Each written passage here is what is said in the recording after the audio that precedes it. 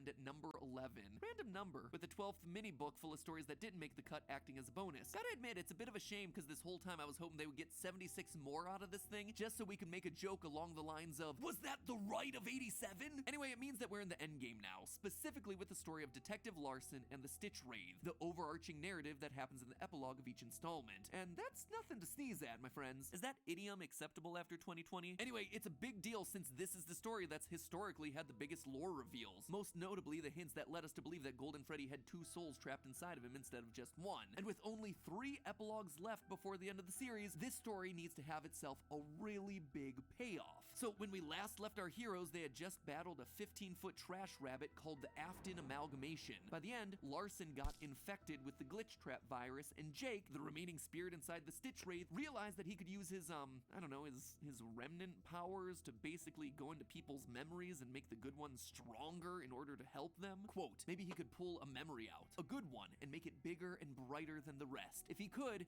ease the man's pain. It was almost like blowing up a balloon, only the balloon was a memory and the air was Jake's will. It's about on par with the level of insanity you'd expect from Fnaf in the year of our lolbit 2021.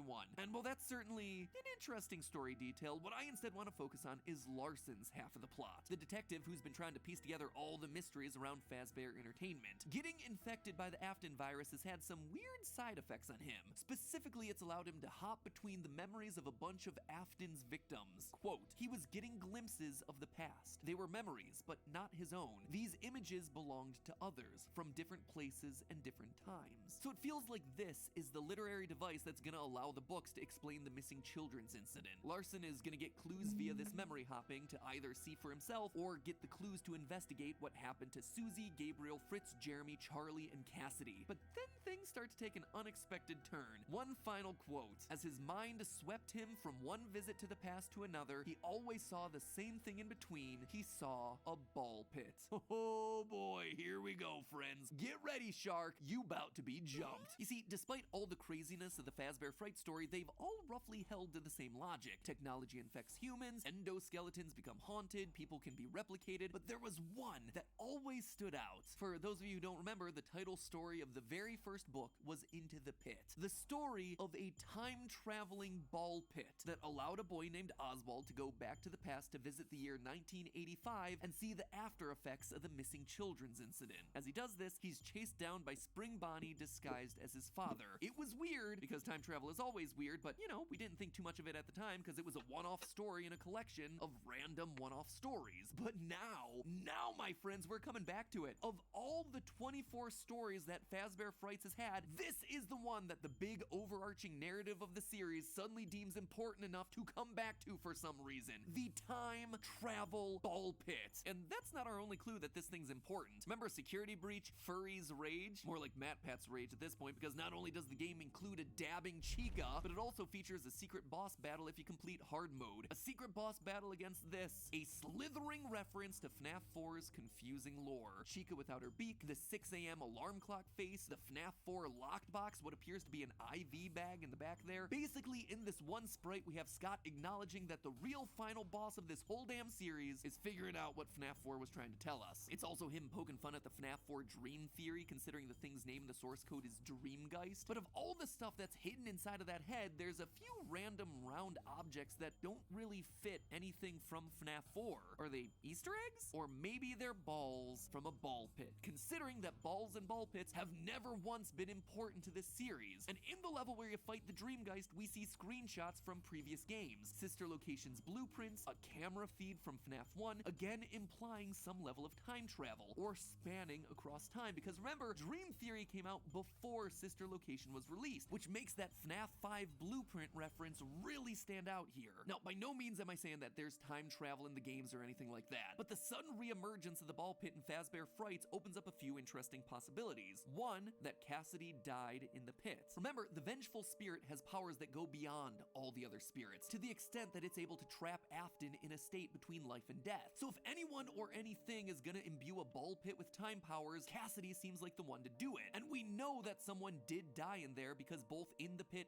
and the latest epilogue make a point about the pit's sticky balls. Get your mind out of the gutter there, people. Quote, he studied the plastic balls. The substance covering the plastic surface looked like blood. Old blood. And here I thought the worst thing that happened in a ball pit was getting pink eye. Fire up the Golden Freddy in the ball pit thumbnail, boys. 2, that the series is gonna end with Larson and the Stitch Wraith using the ball pit to save the missing children from Afton and release their spirits. Why would I assume something like this? Well, giving Larson memory powers would be enough to tell the kid's story, let him see glimpses of their trauma, clues that lead him on an investigation. The ball pit, though, becomes necessary if the story plans on him physically interacting with those kids. So I wouldn't be surprised if the ending of this entire book series is unwinding the thread that started it all. The missing children's incident kids are saved, which, in the process, undoes all of the other horrific stories that spin out from the Fazbear pizzerias. In the process, Scott retroactively gives all the sad stories from the Fazbear Fright series a happy ending. And finally, number 3, Detective Larson becomes Afton in what is a self-perpetuating time loop scenario. Oh,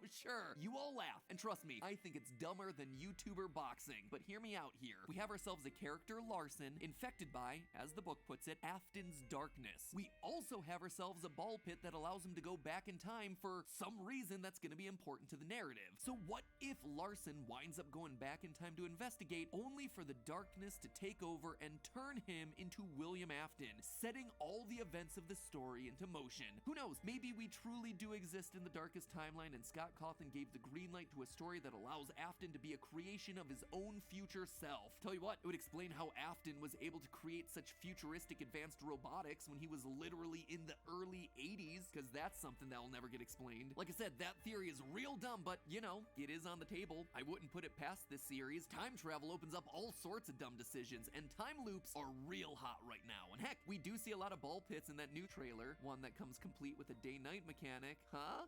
Will I be right? Will I be wrong? We've got ourselves 3 more books and an indeterminate wait for security breach to arrive, so you can bet the theories are just gonna get more and more ridiculous until that day comes. So in the meantime, remember to actually listen to my dear friends Rhett and Link's new podcast, Ronstadt. If you like Fnaf, then chances are you're gonna really dig their new project. It's a horror sci-fi comedy about a guy who sounds suspiciously like Rhett from Good Mythical Morning. He becomes a 911 call operator who has a sixth sense that allows him to solve supernatural mysteries while also helping people on the other end of the line. 911? What's your emergency? I'm so scared. There's this thing, and it's after me. Kind of like Ghostbusters meets Doctor Who. And even for me, a picky podcast connoisseur, it's really enjoyable. So check them out. I am super, super proud of the work that they're doing on that series. I want to give it a little bit more love because it's definitely worth your time. It's actually from the same people who make Markiplier's podcasts, which if you haven't listened to those are also really good. So just high quality audio content right into your ear holes across the board. Anyway, I dropped a link for them down in the description below. Go check it out, especially if you're in the mood.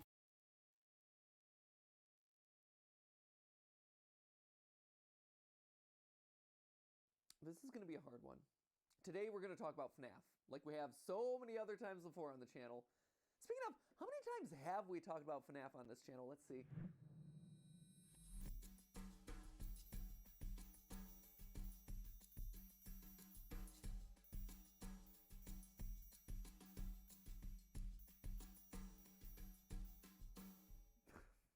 $43. Jeez. For some reason I thought it was more. Wait. Yeah, we're currently at 44. If you add the game theory videos and all the partner shows, we've technically done 49 episodes on Fnaf. And let me just say, this is not the big 50th episode that I really anticipated. For those of you who don't know, Fnaf has been in the news a lot lately, and not for any good reasons, like the release of a new game, or them finally deciding to make the obvious call and cast me as Phone Guy in the upcoming movie. Hello? Consider that my audition reel, Blumhouse. I would also be willing to accept the role of Purple Guy. Phone Guy, Mad Pat, Scott Cawthon. Now, the reason it's been trending on Twitter and blowing up all over the blogosphere have centered around the creator Scott Cawthon and his recent decision to retire from the series. You heard that right, friends. Scott, my longtime nemesis, is stepping down. Only one will remain standing, and that one is me. He's actually retiring with plenty of money, so who's the real winner here? It's not me. As he himself said in his final post, and I quote, "I've had a blessed, fulfilling," it took me a minute to find it, I'm sorry. "I've had a blessed, fulfilling, and rich career. I've tried to make some good games, let the debate ensue, and I've witnessed the creation of possibly the most creative and talented fan base on the planet. But here, on the 7th anniversary of the first game's trailer, I realize I miss a lot of things that I got to focus on before Fnaf became such a success. I miss making games for my kids, I miss doing it just for fun, and I miss making RPGs even though I stink at it. All this is to say that I'm retiring." End quote. He then goes on to thank everyone for their kindness, say that he's excited to spend time with his family, and assure everyone that Fnaf is going to continue Would I do with the this? guidance of someone of his choosing. Because I wanted to. Consider this channel Yeah, my application for that's the role. basically it. I really hope that wasn't a good 5 minutes that the chat message was there. I've just been sitting here All kind of joking, but also listening to Matt Pat, just like dozing off, kind this of. alone would be a huge deal, right? I decided to do this because Indie developers of all time stepping down from his still mega popular series. I actually I saw the new video on his channel, the most recent one, and I haven't watched it yet. I was like, you know what? Let's make this a bit, and I'm gonna watch all the FNAF videos. I mean, he takes his You know, lap around the that he internet has, as everyone celebrates and just his watch work, them. and he So here I finds a am, way to go spend time with watching his family every doing FNAF video whatever it is on that Matt's channel. indie devs do with their Yep, piles of thank cash. you. Buy a cereal wall, a candy room, bacon every day for breakfast. I don't know why I think that, but I just imagine that bacon is something that rich people have for breakfast every day because it's like the best food ever. But that's not the complete picture of what's going on here, because it's actually the circumstances around his retirement that caused the hashtags to trend. You see, in the days leading up to his announcement, word had gotten out that Scott had contributed sizable amounts of money to various political campaigns in the years between 2016 and 2020. Using the website OpenSecrets.com, an independent nonprofit that tracks U.S. political donations, users learned that Scott had contributed around $42,000 to various political campaigns. Now, that on its own might not have been all that newsworthy. No, what made people sit up and take notice was who he had contributed funding to. Republican candidates like Ben Carson, Mitch McConnell, Donald Trump, controversial political figures whose voting histories had been anti-civil rights over the years, especially as it relates to the LGBTQ communities, which, you know, a large portion of the FNAF fan base is. And I've seen a lot of people online responding with a, "So what's the big deal to all of this news?" But you have to stop and actually think for a minute about the position of a lot of the LGBTQ fans of this franchise. This revelation understandably hurt a lot of members of the FNAF fan community, considering that Scott's franchise has been this welcoming and inclusive space for them, one where a lot of people have found the ability to express their unique identities. To know that their support of these games and their game's creator, especially the financial support that comes with that their dollars had wound up funding campaigns for people who are looking to withhold or remove their rights, to fund the elections of people who would forward legislation that treats them as less than human. Yeah, that's gonna feel really horrible. It's gonna feel like a betrayal. It's gonna feel like you had funded your own worst enemy. At first, people thought that Scott's account must have gotten hacked, right? There was no way that he could have done this, or at the very least that maybe he donated to a blanket Republican fund where his dollars had gotten funneled into individual campaigns without his knowledge. But no. After a few days, Scott took to Reddit and affirmed that these were indeed his choices, which then just proceeded to blow the internet up even more. A few days later, he retired, and that was that. A confusing and awkward end to the career of someone who had legitimately changed the face of horror and indie gaming forever. Now, a lot of you have been asking me for my response to the whole thing. Does the channel stop covering FNAF? Do I still support Scott? How do I feel about all this? How should you feel about all this? And honestly, there is a lot to unpack here. A lot. One of the reasons it's taken me so long to respond is because I've had to sort it all out in my own head. I didn't really know how to feel. We've been teaching my son Oliver, who just turned 3 recently, about how sometimes you can feel multiple emotions at once and how that's confusing and how it's hard sometimes. And that lesson at 3 is still just as hard when you're 33. So I had to take time to do my own soul searching and do my own research, quite honestly. One of the great things about the internet is that it moves so fast, right? You need something and boom, it is right there available at your fingertips. But one of the awful things about the internet is that boom, it moves so fast. There is no time to think. Everything requires an immediate response, a hot take, your knee-jerk reaction, a headline. Search trends last for like a day or two at best. New game releases are like old by the end of the week. New video, well, gotta be the first to like and comment without actually watching what it's about. There's there's no time for thoughts, for research, for introspection if you're going to be part of a conversation, or no time to look back and actually analyze the data.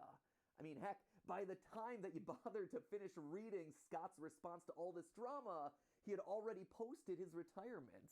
So, since this is going to be a long and tricky episode to say the least, let me start off by making it crystal clear that I am pro-LGBTQ rights. And you don't have to take my word for that. I was in theater for years before I started doing YouTube, and it is difficult to be a narrow-minded bigot in that industry.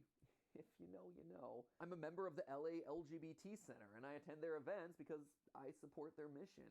And most importantly, I've done the best I can to keep a sensitive ear open to LGBT audience members, and also to my team members when they tell me that something isn't okay, or no longer okay, or they explain an LGBT perspective that I don't know or understand because I don't live that.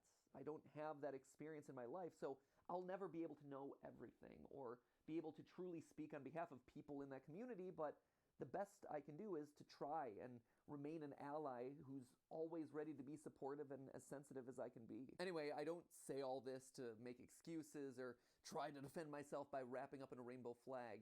Actually, coming off of Pride Month, it actually bothers me how so many companies just use identity politics to be trendier, try to sell more merch. It feels more like clout chasing to me rather than, actual stances on things.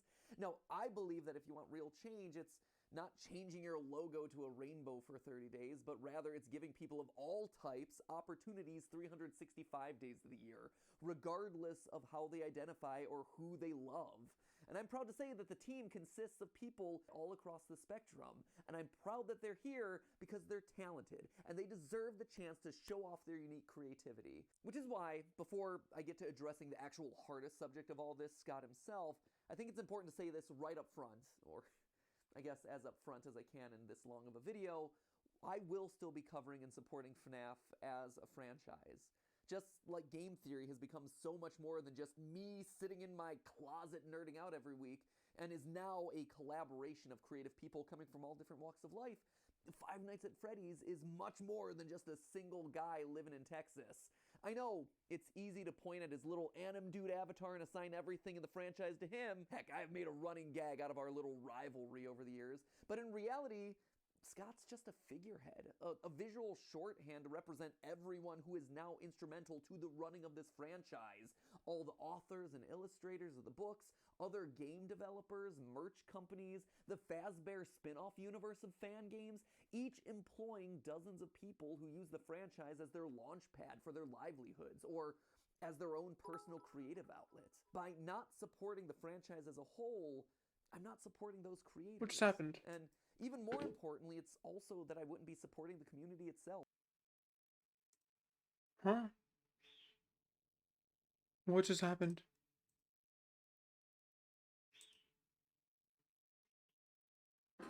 Oh wait, Liam. The people Liam 8009. Thank you for following, bro. I appreciate it.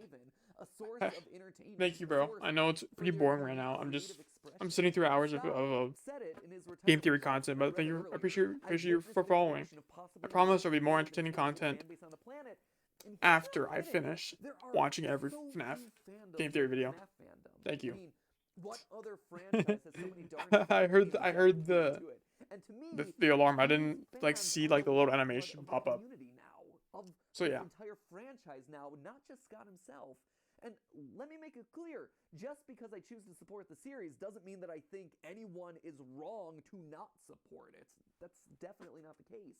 Wherever you choose to draw the line on this issue is completely valid. I'm just taking you through my thought process and all the variables that I went through as I came to terms with this whole issue. But aren't I, by supporting the series, contributing to Scott's income and thereby what he chooses to do with that, you might ask? And yeah, you probably are, sadly.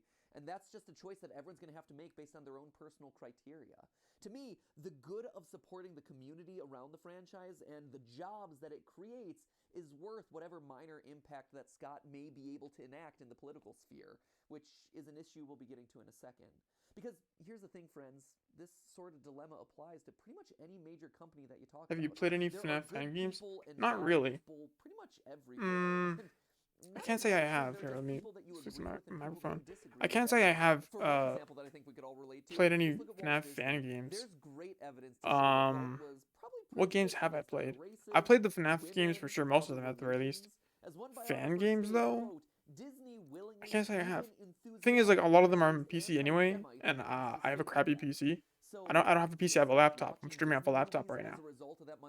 So I mean, you can see where I'm going with this. I just generally I can't play a lot of games on my laptop, and there's not really a lot of FNAF fan games on console, right, or on mobile too. So I mean, there's your answer for that. But yeah, I do want to though. I'm thinking of playing like my first fan game later on.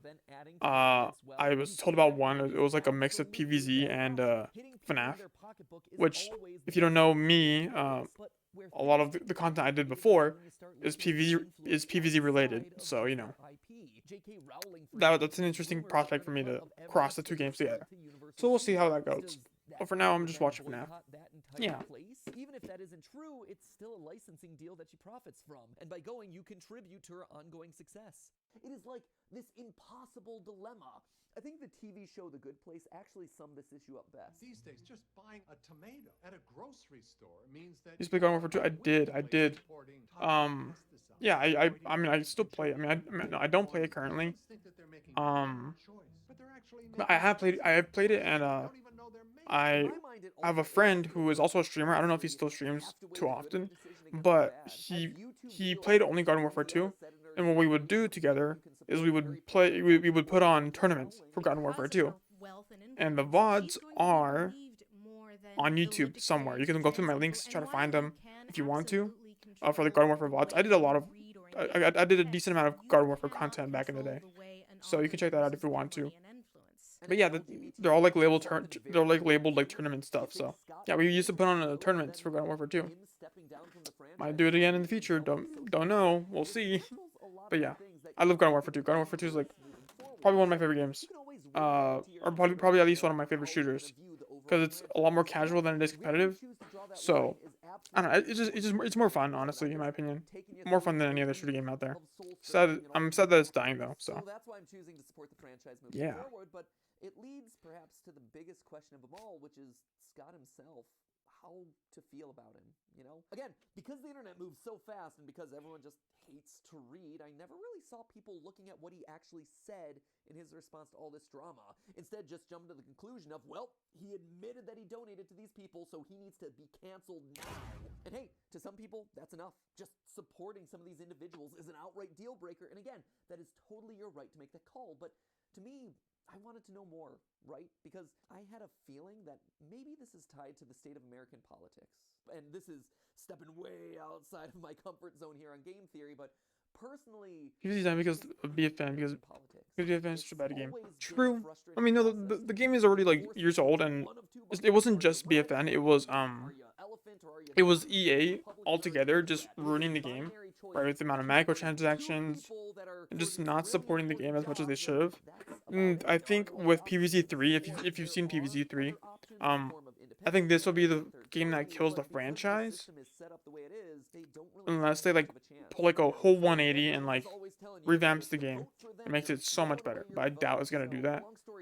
So BFN was alright. It did hurt the franchise a lot. Like it set us back like a good amount of progress in terms of like, you know, making a good game. Garden Warfare 2 was like it's probably one of the best games in the series, aside from like maybe PvZ 2, maybe PvZ 1, top 3 at the very least.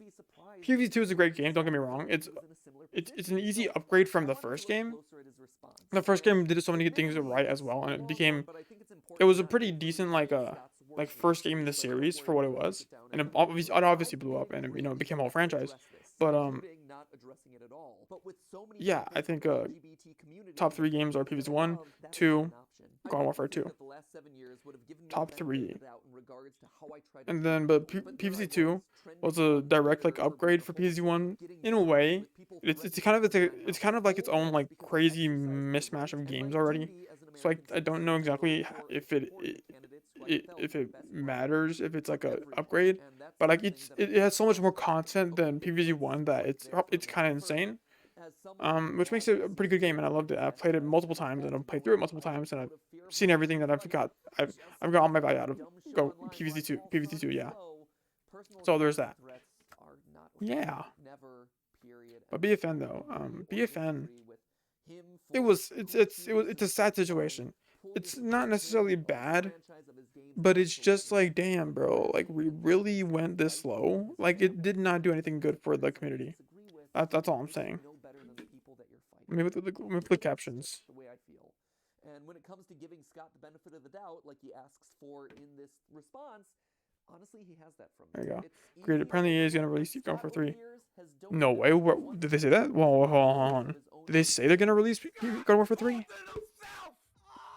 Wait. Did they say? I'm looking it up. You cannot be putting that. You cannot be putting that in med chat without backing up source. Hold on. Is God for 3 that is a personal choice for you to make the call on. coming out? I think it at least merits hearing the guy out. Anyway, the quote continues. For those of you who took the time to look, you saw that the candidates I supported No way. included men, women, white people, black people, Republicans, and Democrats. I supported Kimberly Classic in Baltimore because I believed that she really cared for the African American community. No way. No. And This can't be wanted to real. pull them out of poverty. I believe she could have really made a difference in a time when so many black communities were struggling. She lost, unfortunately. I supported Tulsi Gabbard, a Democrat, even though I No. disagreed with her on several issues. Come on. I felt she would have been I'm on an article right now president. called Yes, earlygame.com. I supported President Trump because I felt he was the best man to Apparently build a there's strong economy and stand up to American footage. enemies abroad, of which there are many. Even if there were candidates who had Hold more on. things to say to the LGBT community directly and bigger promises to make, I believe that their stances on other issues would have ended up doing much greater harm to those communities than good. All of this explanation I Tweet's think been deleted. they No. don't want to discuss with one another anymore. They want endless apologies and submission. People who are expecting those from me will get neither. Hold on. Okay. Wait a minute. It says from a. It says that from a long-term PVC leaker. Yeah.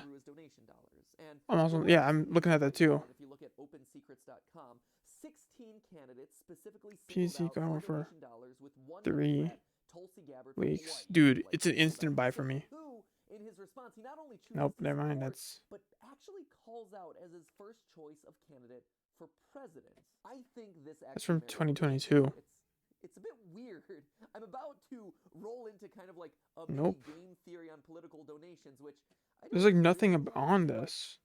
hey, if we're doing it, let's do it right. So here Wait, we go. wait, wait. So, looking at the timeline of his 2019 and 2020 donations, No way. he is in fact the first to receive No, this is followed by his donation not real. 2 months later. Now, this timing also happens to coincide with Not Tulsi's real. starting to lag in the polls. What Dude, there's like this tells nothing, me dude. implicitly is that when his first choice, Tulsi, was no longer a viable presidential candidate, he instead pivoted and donated to the candidate that he most believed in. Battlefield who Medieval. also had the Yo, best thank you for following, bro. I appreciate it. Oh yeah. What was the policy I do Scott probably. I will probably do some PvZ content in the future. If you look back on my VODs on my VOD channel on YouTube, I used to play PvZ Heroes like a lot, and you know that got me pretty popular. So yeah, if you're interested in my PvZ Hero content, you can probably look up my old VODs and see how they went. Probably better than they are now, but I have no idea. So yeah. I don't know, dude. There's not much that says anything about Garden Warfare 3. Civil rights than getting dunked on by an overseas nuke. Now, I've seen people say that Garden Warfare 3. This one is EA Answers. I'll have to look into your VODs. Yeah, you don't even need to watch them if you don't want to. Just like you can just scroll and you can see like the thumbnails of just me playing PvZ Heroes. Yeah. She was inconsistent about it at best. Should be a fan before. She had a history of being anti-LGBT. Twitch game.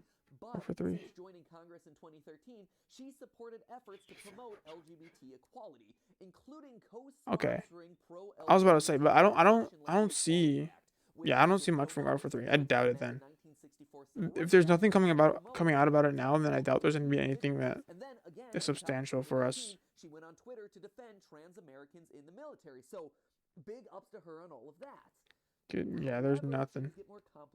We just stopped playing Garden Warfare 2 because I couldn't play online more because there weren't enough people. I know, yeah, that's why it's kind of dying.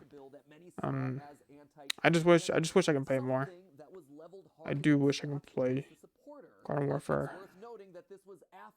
more if the game like blows up again. of that voting nonsense is The thing is, this. there's just like no That interest in it choice to anymore. That's support why. her campaign Like, publicly the game makes it struggled to even get like Trump noticed by brand bigger like fix. content Look, creators. that's the best And even side so, of like this. they didn't The play that much. outside I is feel like that the people just like assumed it was like too goofy for it to be like an actual serious every game. candidate But it's that a really insanely good game was keeping the military that safe. I Now, love, to be sure, that I not love and everyone enjoy. places the same emphasis on that issue or considers America at high risk. I wonder what happened to On the PVZ other 3. side of this issue may believe that the bigger threat is personal rights What of people happened who are already in the country. Again, I am not to here to decide PVZ that 3? issue or pass judgment on anyone's priorities. God forbid, I do not want to do that. But it is my theory, my political theory, that Scott, like so many other Americans, may have found himself caught in a situation where no one candidate truly reflected the complete slate of policies that he supported. And when his When's the last thing time? When's the last thing we've seen? It's from last year. Last thing we've seen for PZ3 is from last year. Best option in his mind, considering the issue that he thought was most important. In this case, foreign policy. Therefore, him supporting Trump. And let me be clear, I'm not trying to explain away his actions or anything like that. Not at all. Am I surprised? I just. Yeah, but is it enough for me to throw away all You're the new to my good channel, so you don't know this, but like I am a big PVZ fan, right? Like It's not. like my one of my first games was PVZ. I've been playing PVZ since I was like a kid.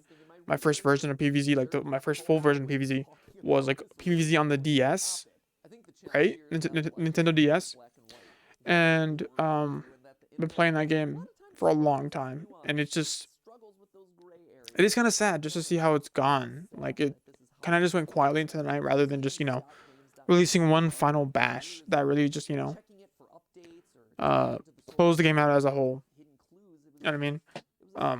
Honestly, I really wish if I could develop a game, I would so be on trying to make PvZ.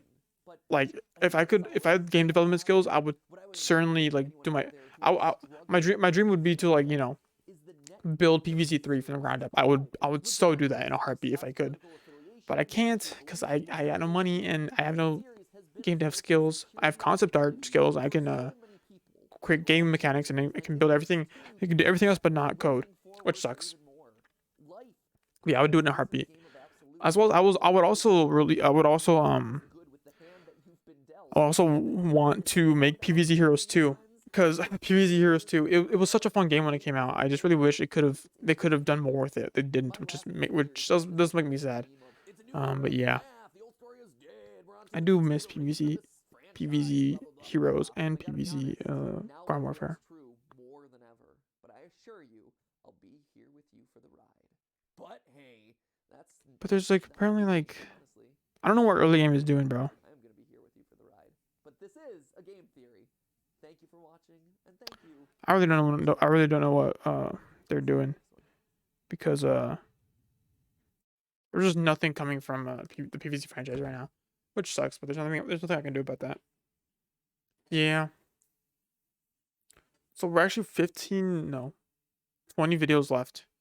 Is known to be money grabbers. Another game made by EA is also dying because it's microtransactions. Apex Legends. Is Apex actually dying? I thought it's just been growing from what I've seen. I mean, it hasn't been dying. It's just more so just been New Five Nights at Freddy's it's like existing. It hasn't been dying. Let me see. I'm gonna look that up. Has Apex Legends is Apex Legends dying? When Mott drinks a tainted glass of water, tremble as they multiply inside his stomach and steal. Apex is so popular, losing money. Made up of thousands it's had a very sudden revenue drop in the last week. Wow. Nope. I mean, there's a few videos about it. September 2020. Hello, Internet. September 2022. No, it's not dying. Community just whinier. Legend dying. Let's see. Let's look at the Apex Legends category on the Twitch app. Let's see. Just how many average viewers does it have? What is it? Where is it? Oh, I'm not even looking at the stuff. Apex Legends. Let's see how long it has to take before let's see how long it takes for me to find Apex Legends before I stop scrolling. Meanwhile, Rocket League is still up there. Tom Clancy's VR Chat. Destiny 2. Got tons of articles all over the place. My little sister is crying. Can you hear her? It's a real thing. Anyway, it's not like Outlast. channels or anything like that. Resident Evil. There's 2 Resident Evils for some So if you reason. have any questions, those are all Talk answered to us down in the podcast. description along with Subnautica, the I'm only links so you can sleeping. go and sign it. Where's Makes me Apex really Legends? I'm just gonna cool search it up. just I'm just gonna search it up. world Yet again, why this Apex community and why Legends. digital creators as a whole are worthy of attention and respect. I know you Channels. guys are. I'm fighting on all Look, of I'm in our categories. scores, and I'm gonna keep shoving it down people's Legends. throats until It's they actually not that bad. listen. Anyway, thank you so much for your It's support. at Now, 74.1k viewers. Jumping the Shark. It dates back to an Nick episode Merckx of is the on classic there. series Happy Days, which aired in For the y'all. 70s and early 80s. This Watson, show James. running for 11 It. seasons Oh, and wow, staying as a actually. top 5 most It kind of watched show drops for out. 3 straight years. Viewers high to People low. Let's see. loved this Apply. thing. Anyway, season 5, episode There was a 2 Fnaf XP called Nights with Pea Shooters. I think I've seen that. Yeah, I might play that one eventually. Because another one of my viewers actually showed me. Sorry, I forgot my data. One of my other viewers showed me that game, so I kind of want to play it. We'll see how it goes. I just want to. I don't want to like start anything after. I don't want to start anything before I finish this marathon. I'm just binging every FNAF video. So yeah, let's see. So I mean, Apex isn't really dead. There's a lot of viewers on it still, actually. Like I've seen like a good average of a few hundred. The top like 5. Wait, what? I think you'll be able to run it. It's only 10 megabytes. That's okay. Just recommended. Yeah. Man, I still want to. I do want to try it though. I think it'd be funny. But yeah. But I'm seeing like an average of like a couple hundred viewers, a few hundred viewers. Top like maybe 7 streamers are like over 10k viewers. Yeah, a lot of people just themselves be somehow important to the lore of the series. Certainly seems like there's a lot of people on this app still. So I don't think Apex Legends is really dying. Maybe it's not as big as it was before, but it's certainly not dying. I think there's still a lot left. You know what I mean? Let me see. I want to see if I can just get like any trickle down viewers from the FNAF category. Yeah. Maybe I'm dying. Was that me dropping players? Yeah, I don't know. I've never played Apex actually. I've never played it. I don't care for battle royales in general. I played Fortnite once. I played Fortnite twice, and just don't care. Just don't really want to keep playing it. Yeah. I'm a Minecraft kid. You know what I mean? Like I play Minecraft. Just kidding. I played barely any games within the past like couple months, only because I've been doing a content creation, like basically full time without any pay. Yeah, I've just been doing content creation the entire time. I post like every day on TikTok. I post occasionally a good YouTube video every few weeks or every couple weeks, twice a week maybe, a couple times a week maybe. I recently just started streaming back again. Yeah, I didn't get back into streaming honestly. I'm spending way too much.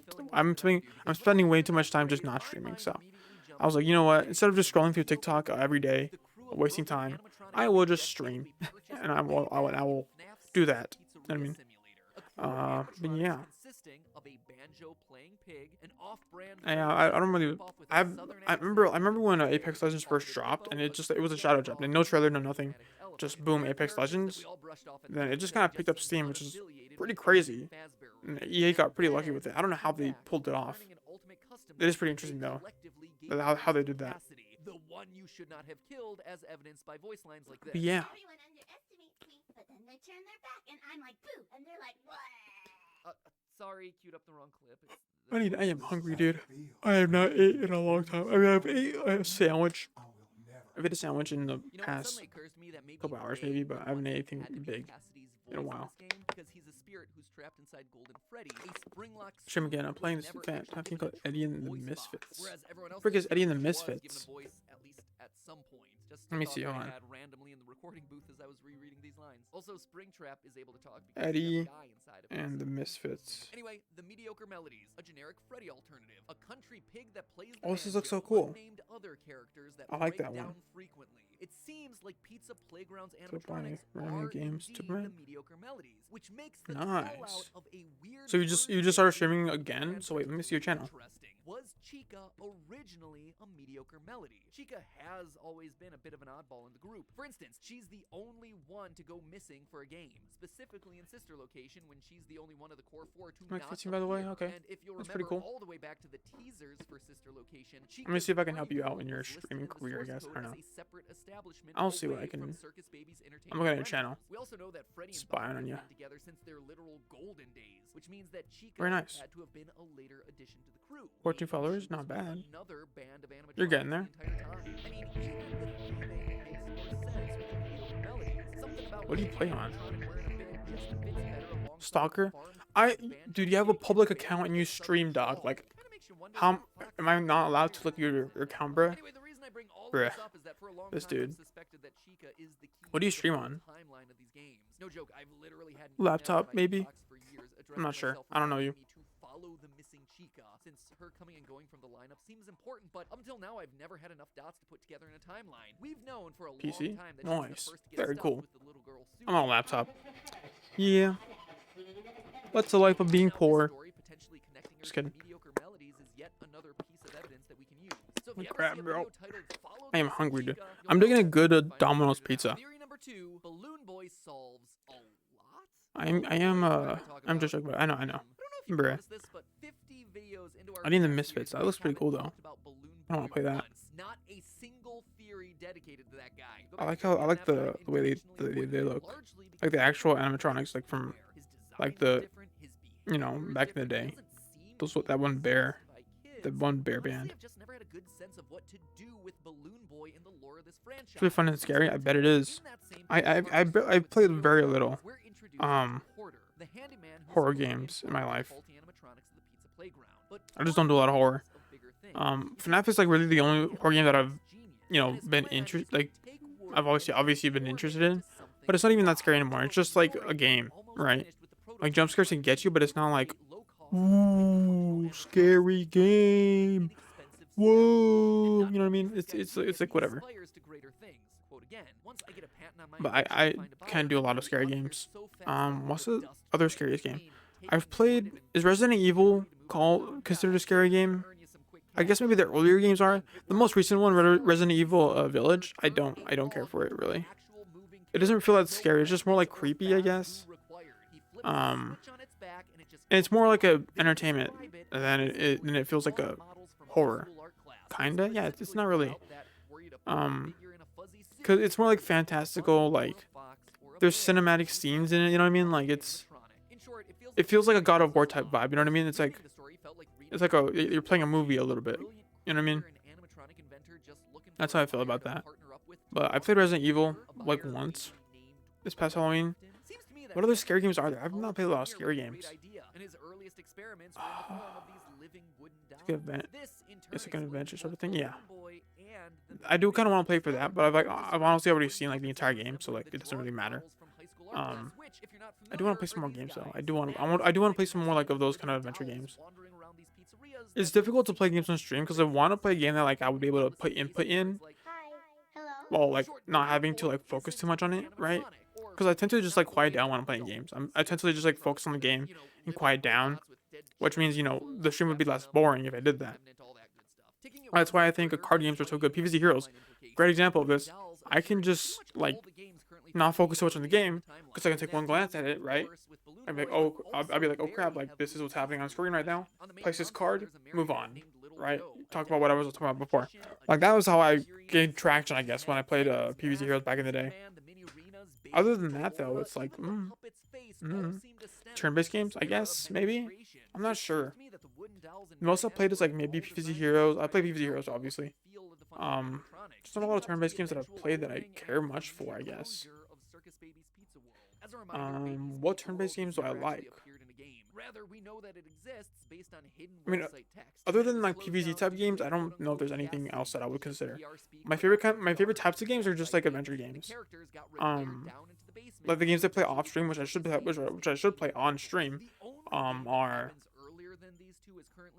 My favorite game so far is like Horizon Forbidden West, and Horizon Zero Dawn. Another game is like Dying Light. Dying Light is like one of my favorites, one of my all-time favorite games. Horizon also insanely good. Maybe not like an all-time favorite. It is an all-time favorite, but like not like the best game that I've played. Yeah. What other turn? There's not many turn-based games though that I know of. You know it's possible to stream on your console? I know, yeah, I've done that before. It's kind of hard to do that because you can't like use like a good mic like this, right? Because you can hear me clearly, right, on the headset. Watch, I can probably show you. I have my gaming headset on me right now. Watch this. Hello. Just to run through some quick Your examples. mic, device. There are 2 stories that have a dad up and leave the family. 1:35 a.m. is about a foster child that had. Come on, let me use my mic. Use my mic. Abusive dad who left. The Cliffs. I actually cannot use it.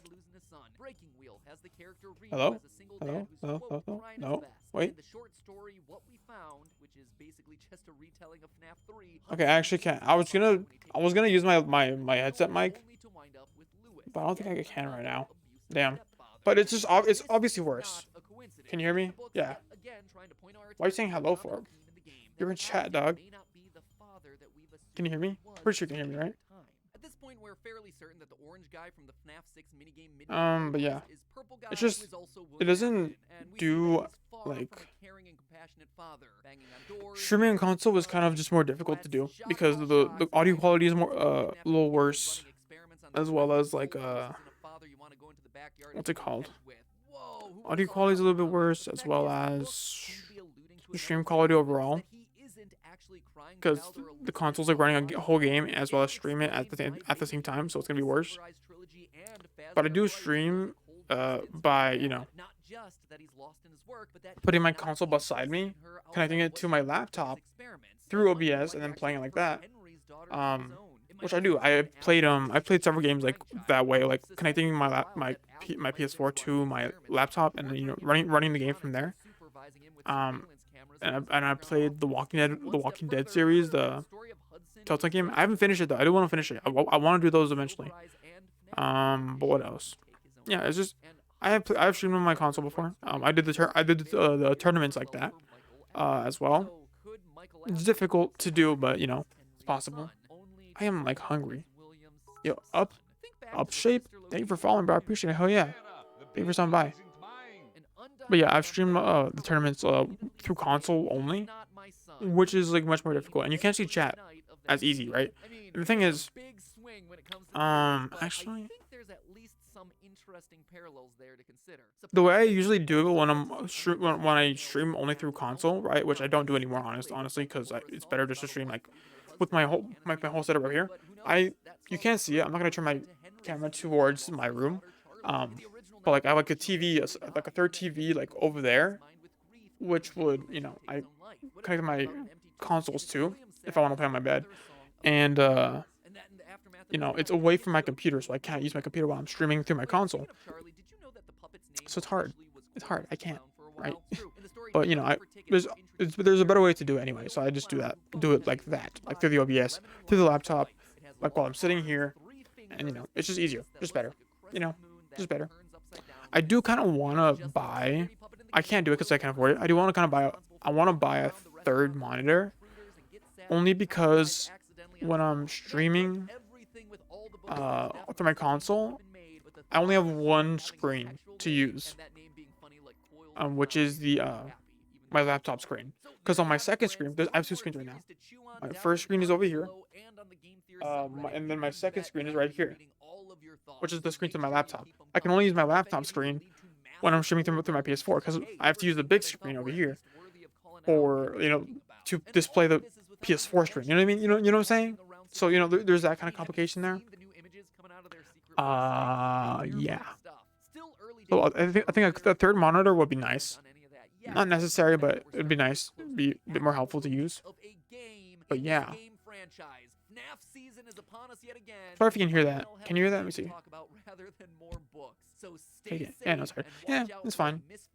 But I mean, eventually you just get the hang of it. You just get the hang of like streaming in general, right? If you go back to like my first VODs, dude, it is bad. It is bad. My audio was terrible. My quality was terrible. Right? I didn't have this mic. Right? I was using my laptop mic, I think, or like my headset mic. I don't know. It was just a bad mic. But honestly, I've improved honestly a good chunk since those days, which I'm happy about. I'm really happy about that. Really happy about that. I didn't even have this webcam. I was using the webcam on my laptop. So, you know, there's that. But yeah. But I do enjoy streaming a lot though. I do miss it. I'm gonna make some lunch. Have a good day though. Yeah, no worries, no. Appreciate you stopping by. Oh yeah. Hopefully I can see you again soon. But yeah. Clay Ribbon. Thank you for following, bro. I appreciate it. Hell yeah. You're great. Appreciate you guys. See ya. Reminds me of a Moist Critical. See ya. See ya. You know what I mean? He just says see ya. Anyway, yeah. But I appreciate you guys for following. Hell yeah. Glad to have you all here. I've been here for hours, bro. I've been here for hours. I have 19 more videos to go. All of which are around 15 to 20 minutes long. Nope, all the rest of them are like around, yep, 15, 20 minutes. This one's 26, 27, 29 minutes, bro.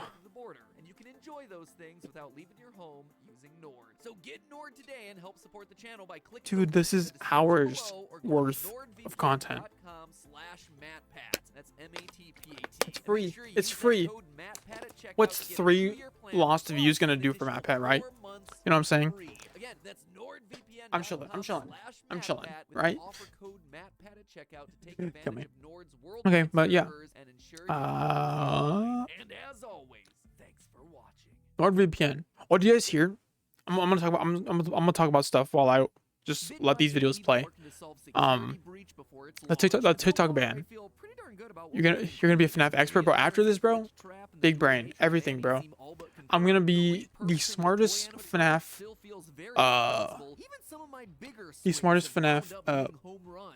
fan community person ever. Yeah. Actually, I had one of my a viewer that came by earlier in the stream sent me like a PDF of like the actual lore, and everything is like up to date. Like it's like 14 pages of like all the lore that like actually like is canon. So there's that, you know what I mean? Like I got that. But yeah.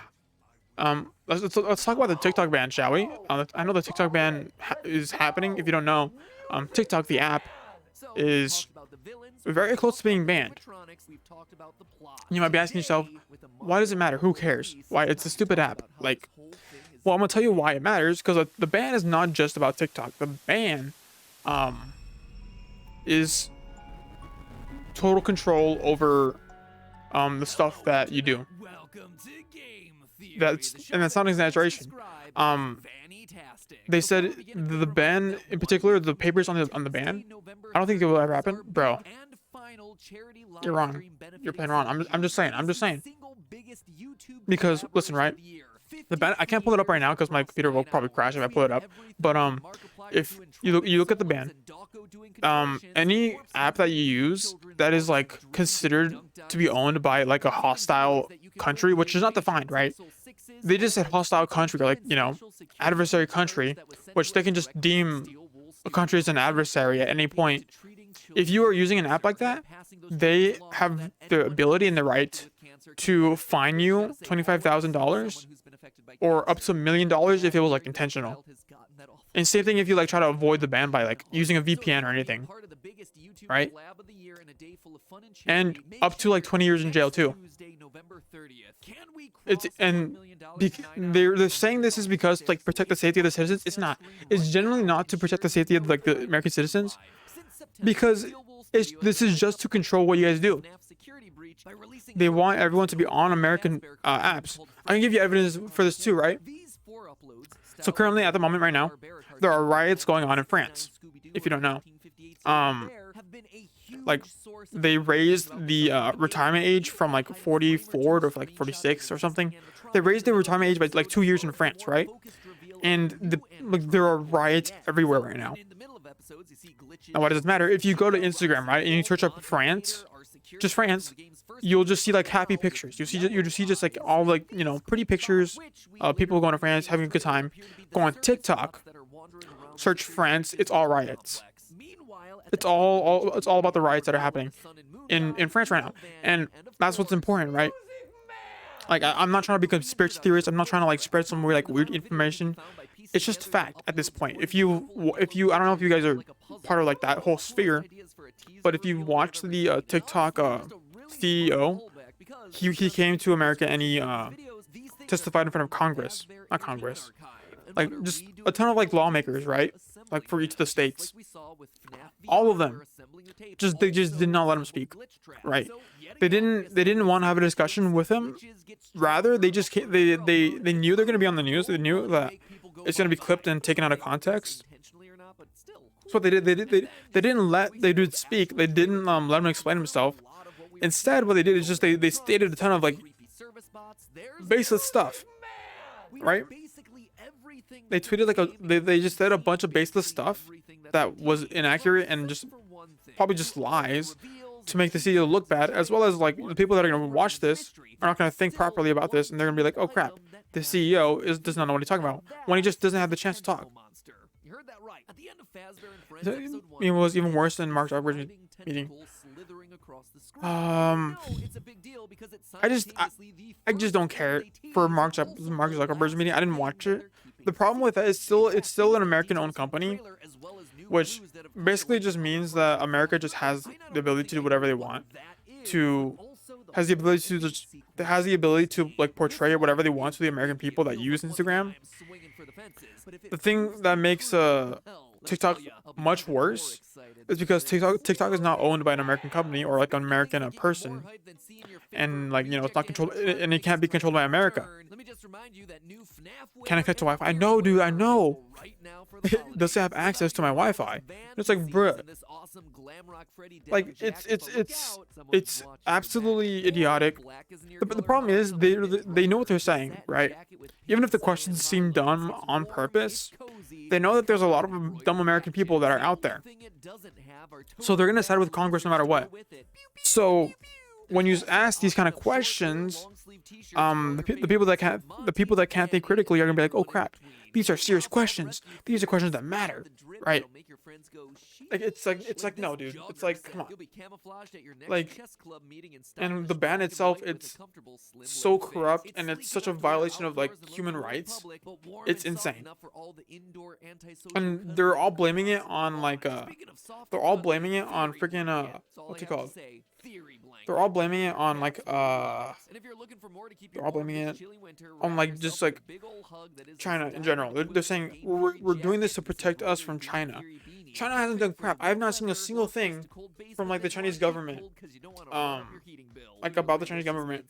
Like I haven't seen a thing that promotes the Chinese government on TikTok, right? And yeah, there's a good chance that China would be like, oh, don't show this on TikTok, which, you know, fair enough, right? Fair enough. Like China is kind of bad for like censoring the stuff about them. The thing is, America is just doing the same thing. America wants to do the same thing about their own country to keep their own people from like rising up. Like there's riots and stuff all around the world. America's not doing it because the government's doing their best to like keep the American people like at bay. Like they're not doing anything to like the American people are not doing anything to, you know, rise up against the government. It's like actually terrible, and we're losing our rights. We're losing everything. We're moving back like 100 years, figuratively, right?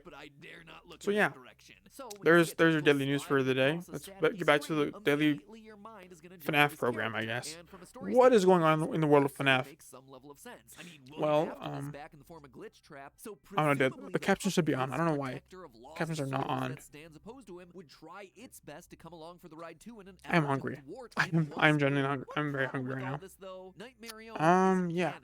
I mean, it is, but it isn't. But It's the complicated. for Go the Mark Zuckerberg, figure, it's I didn't Fnaf even X watch the Mark Friday. You Zuckerberg see, meeting though. Marion's That's the original thing. appearance in FNAF 4's Halloween update is not canon. Something confirmed by Scott a long time ago. Please special before that Halloween edition DLC FNAF 4 in the launched. His future. appearance in It's FNAF not VR, canon. on the other hand, is canon. But I've seen very little of this specific game VR is itself a video game produced and the by VR Fazbear experience too. I've not Entertainment. seen So that too. Marion in I've the seen world Help of Wanted FNAF though. is no better than I have seen Help Mario Wanted. or Why is Master the Chief or a Slender Man. It's a why is the video game captions in character, and Japanese as for? far as we know, No, they're that's Chinese. an I don't know the difference. actual active Actually, no, there is a part of difference. the real world lore in that universe. Alright. You see, it's the lore that provides us another problem here. Subtitles. Canonically, the puppet is burned away. Auto Its translate. spirit is released in the fire that English. happens at the end of Pizza They call me. Simulator. No, he's from Unlike Singapore. Oh, that's Acid, right. who created a Like they were digital being version racist. of They were himself they were in being the video racist game, the something entire tells time. me that the puppet wasn't coding C++ in between giving gifts, giving life. As the last note off in here, Why the is it tentacle not? that we see at the end of Freddy and Friends is missing its It's kinda signature frozen. white stripes. Are there ways to bring the puppet back? Oh, wait, we Sure, got it? the mask Okay. didn't fully burn away and was found in the wreckage of the FNAF 6 pizzeria, so it's still infused with Come the on, let me idea of grab it, let me Charlie grab in it. order to fight against Afton one final time, whatever. But honestly, I think there's evidence. Yeah, that they were just being Sylvester racist is a too. better candidate Straight for up, like they're tentacle saying. baby. So the They're calling him first Chinese. book just came out Um, November 11th even though he's from this year. Singapore, And so with it came the chance to look back that's over the fun. whole collection and analyze what Our Easter eggs government were is run focused by on. a ton of racist One big old takeaway people. from the series, we now absolutely Yeah. know what was inside the FNAF 4 box. That's fun. It was a person.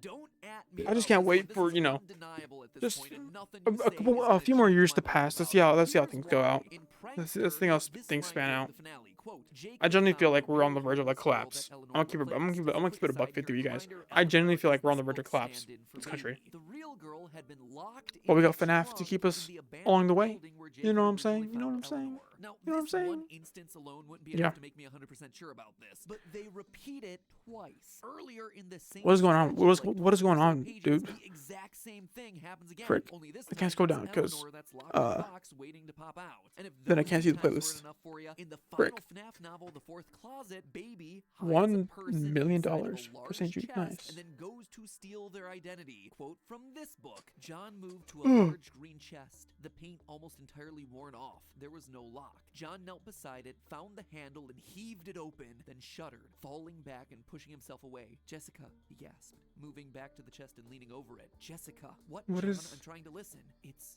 Charlie, he said hoarsely, in the chest. So 3 times in the various books of this franchise have we opened up a chest to find some person resting inside. That Didn't we alone not open a would be chest, enough to though? be a trend, but the similarities Like, the in chest these was scrapped. situations continue. Not only does this very odd and very specific thing happen in both Fazbear Frights and the Silver Eyes novels, but both times the person inside the box is Charlie the puppet, or whatever her equivalent is in that universe. In The Fourth Closet, it's Charlotte, daughter of the genius animatronic inventor Henry, who tragically loses his young girl and then tries to rebuild her using robots. And over in Fazbear Frights, the homeless girl in the box is named Renelle. Stop me if this starts to sound familiar, but she's the daughter of genius inventor Dr. Telbert, who tragically loses his young girl and then tries to keep her alive by inventing Remnant. I'm just saying, whether you like it or not, it just seems like the books are trying real hard to tell us the solution to this one. And that's not a theory. That is A me just game literally theory. calling attention to a repeated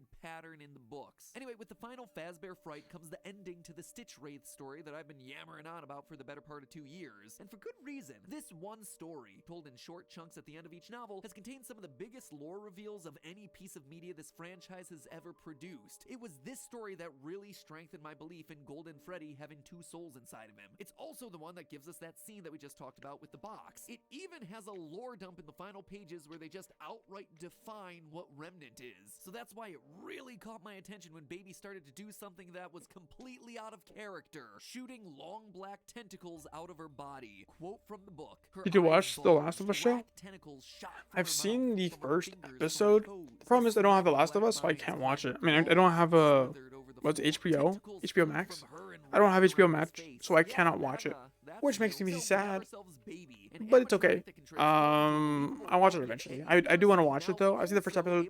Looks great. Looks cool. I enjoy it. I have not seen anything else though. I've seen clips and I've seen like generally. Also, I have not seen the game too. Like I've seen like the ending of the game, but I've not seen like the in between of the game. So I'm like, I'll be going into this like mostly blind.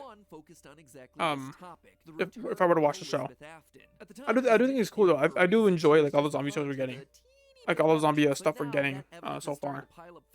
I was big into The Walking Dead, and I binged that crap like easy, like one way through. I enjoy it. I love watching The Walking Dead. But yeah, The Last of Us though, pretty cool, pretty enjoyable. From what I saw, very cool. I am excited for the season 2, but I think I've heard what's in Wattpad.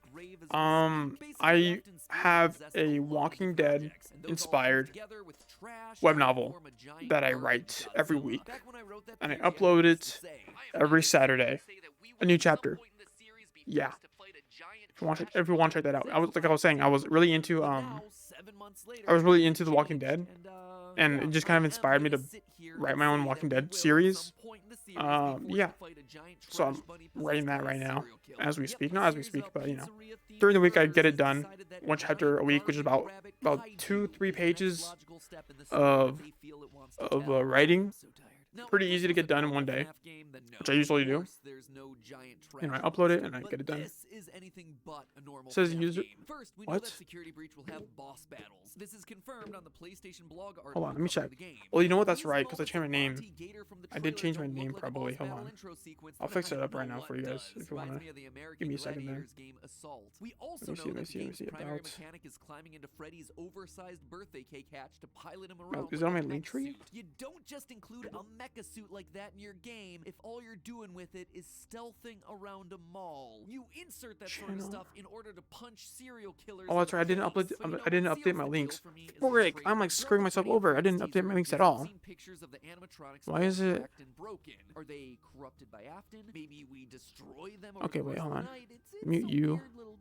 But then the trailer goes and shows us a bit more. Let me check it up right now. Hold on. I can't see chat right now. Hold on. I just finished season 8 for The Walking Dead. Cool. I am glad you have. You should keep going at it because it is a good series. I do enjoy it. Yeah, this is like I didn't even watch it in the early days, like when I was a kid. I watched it like recently, like in the past year. I watched it. Great series. I'm gonna keep it $1.50. How do I fix my links? Oh yeah, they're all my old links too. Okay, we're gonna go through my old link. We're gonna go through my links, and we're just gonna update all my links because none of them are working apparently, and I just was notified about that now. My bad, guys. Freak, that really sucks because I wanna. Okay. YouTube. I'm gonna fix my YouTube link right now. We're gonna put that on. We're gonna get everything done so you can check out my links. I'm so upset that I have not actually updated my links on my Twitch. Forgot to do that, which sucks, but it's okay. Update link. I'm really just putting dead links on my channel for nothing, Doc. YouTube link works? Oh well, I just paste. Try it again now. Let's see. Hopefully that works as well. Close behind is going to be some Fnaf teasers, and Steel Wool did not disappoint. They sent him a series of posters, including these 3 from Fredbear's Family Diner, the original pizzeria mentioned way. Because they're all my old Because I recently changed my name. You guys are like seeing like a whole new side of my my like general like online persona. Now, the existence of these posters because is pretty sus, considering game developers don't have my old name that I use for everything was What's even weirder, though, called Man in the Locker, and you can like see some remnants of it still in my probably my old videos. You can show that if you want to. Let me see. Done. Which my channel? YouTube. To your channel, yes. Twitter takes me to Adrian. Nice. Do Twitter twice. TikTok. Nice. Then Linktree. Takes me to my Linktree page. Yep. I cannot pick. back room I cannot where we then went out touch the side my door towards Wattpad security link. breaches Hold on. mall in the middle of being How often do you constructed. stream? Long story short, there I'm is trying to get back into the constant rhythm of it. running I can't give you like a exact and buried under new what's it flashier called? establishments. So, I can't give you like an unlike exact flash tunnel in the trailers consistency or like after exact versions like of schedule. animatronics, we have to be headed But somewhere. Why not the first ever location wait, hold on, where let me Glitch Trap would be at its strongest, would be able to be resurrected into the nightmare hand that we saw at the end of the first teaser. Notice those fingers, and eventually form into the But trash monster I that try we to stream as fought. often as So with that, I try to stream as often as I wild can. prediction I have for the final act of this game. We Yeah. descend into the sewers and eventually wind up in tunnels of trash under Just the building, which eventually because leads I to do the like site streaming of though. the Don't get me first wrong, I do like living streaming, but diner, I just Fredbear's family. I just Where happen it's to strongest, Glitch Trap leaves Vanny's body and not have the remains time his for it, own. quite We hop honestly. into our mecha Freddy for a boss battle to But I knock do him enjoy out it, of so bed, and desperately, he absorbs I'm gonna try to the get back into the rhythm of it. I streamed a lot before, destroy him yet but again, only to reveal the black tentacles. It you know, was obviously Vanny life all and stuff along. Cue the next game, to bite me. So subsequent 20 installment my series. Wattpad is But now hey, updated, these animatronics so may you be can check that horrifying, out but if you not want everything to. that's made of metal has to be. That's where our Yeah. sponsored Displate comes in. Their metal But yeah, posters are I do enjoy aesthetic streaming. Don't get me wrong. with I enjoy streaming a quality. We've all lot. seen how long Springtrap's been It's around like for. social interaction. You're playing games. You can make money from it. You know what I mean? Have you guys gotten any ads? I know I've disabled ads. I don't know if I should put on ads because it would drive away viewers. So yeah, there's that. But yeah. I do try to stream as often as I can. At least right now. Or this week actually I'm really lucky because like some certain people are like they're just like not there's like a certain thing that's not going on right now, which gives me like a lot of free time, which allows me to stream. And I recently just stole like basically the LAN cable from my Wi-Fi router and I shoved it into my computer. So now like my Wi-Fi goes directly from the wire to like the World Wide Web, because I used to be like on wireless. Among Us. But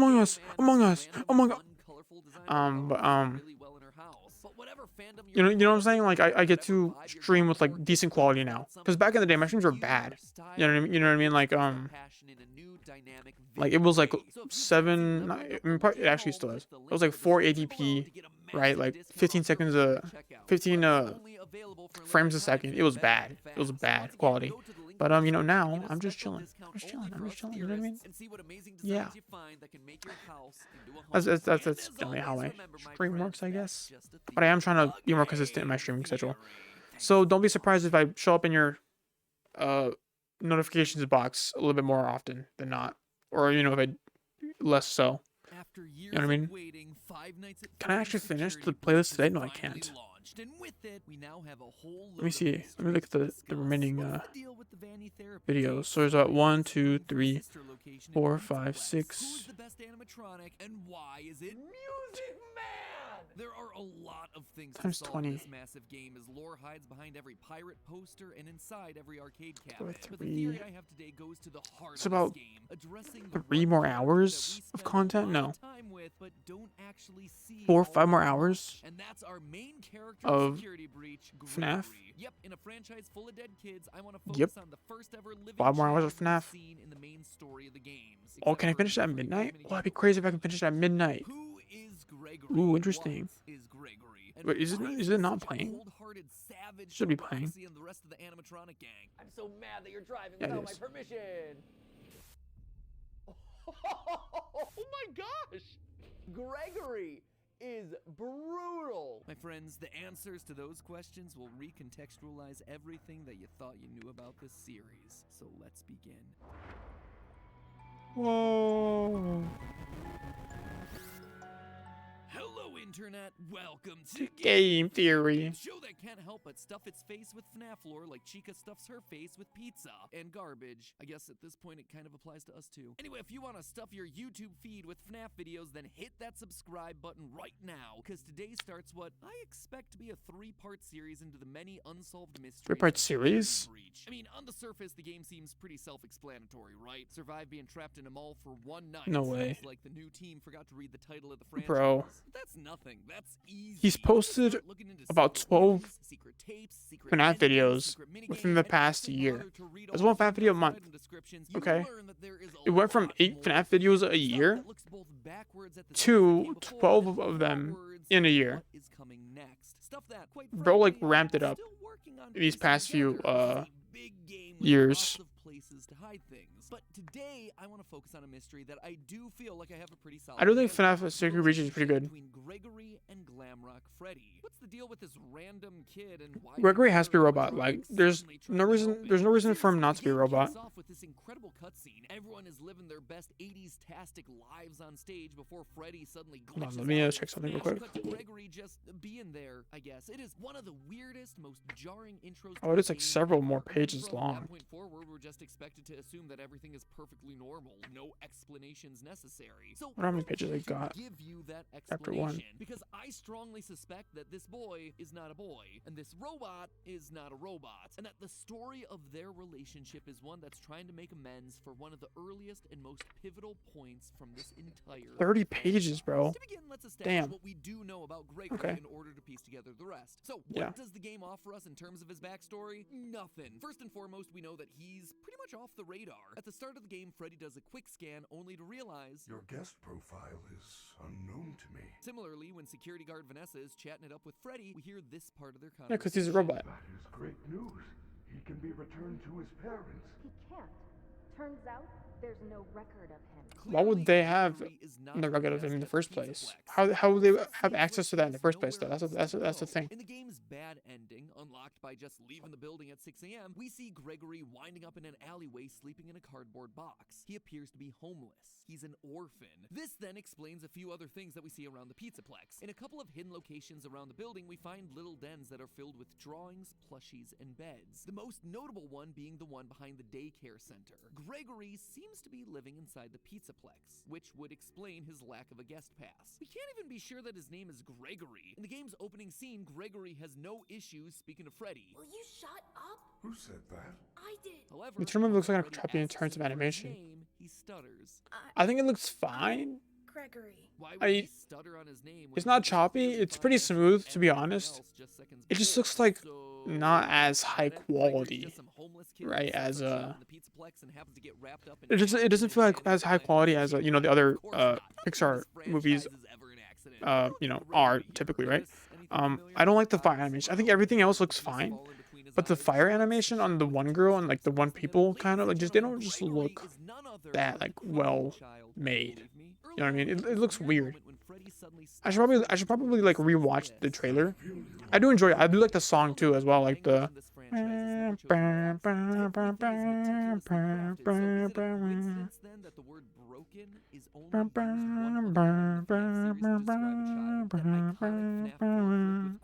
That one whistling song in the first trailer that was like revealed about this movie is pretty good. I listened to it a few times in my daily routine, I guess. Not daily routine. Just I listened to it a good amount of times, right? I think the vibes are good. I'm honestly really excited for this movie. I really want to see like what they do with this kind of. We haven't gotten like a good like relationship kind of movie in a while. It gives me like a Zootopia like vibes from like a dynamic duo in a city, right? But this time it's actually like a romantic relationship. Was there a romantic relationship in Zootopia? Did they have a relationship? Because nothing romantic came out of the movie. The most that we got was like them saying "I love you" to each other, but like it wasn't like romantic. You know what I mean? So I doubt it. You guys remember the one the fan series about Zootopia? It was like a sequel to it. Where, like some guy was gonna kill a ton of homeless people. I watched the entire thing, bro. I swear. It was bad, bro. It was bad. But I enjoyed it. It's kind of hinted at the end, but nothing much. I doubt it.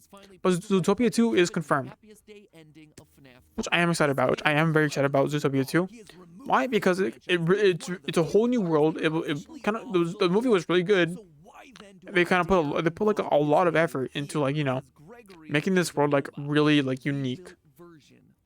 So I kind of just want to see more of that world, which I'm excited about. Yeah, I don't think there was much anything romantic about the Judy Hopps and Nick Wilde's relationship, but I do. That's why I'm excited for like this next movie, because we haven't gotten like a good like a relationship kind of movie in a while. What's like the last one that we got? not wasn't up, wasn't maybe like Toy Story 4 at the most, I guess. But it's like, you know what I mean? Like, there's like no like relationship movies from Pixar, huh?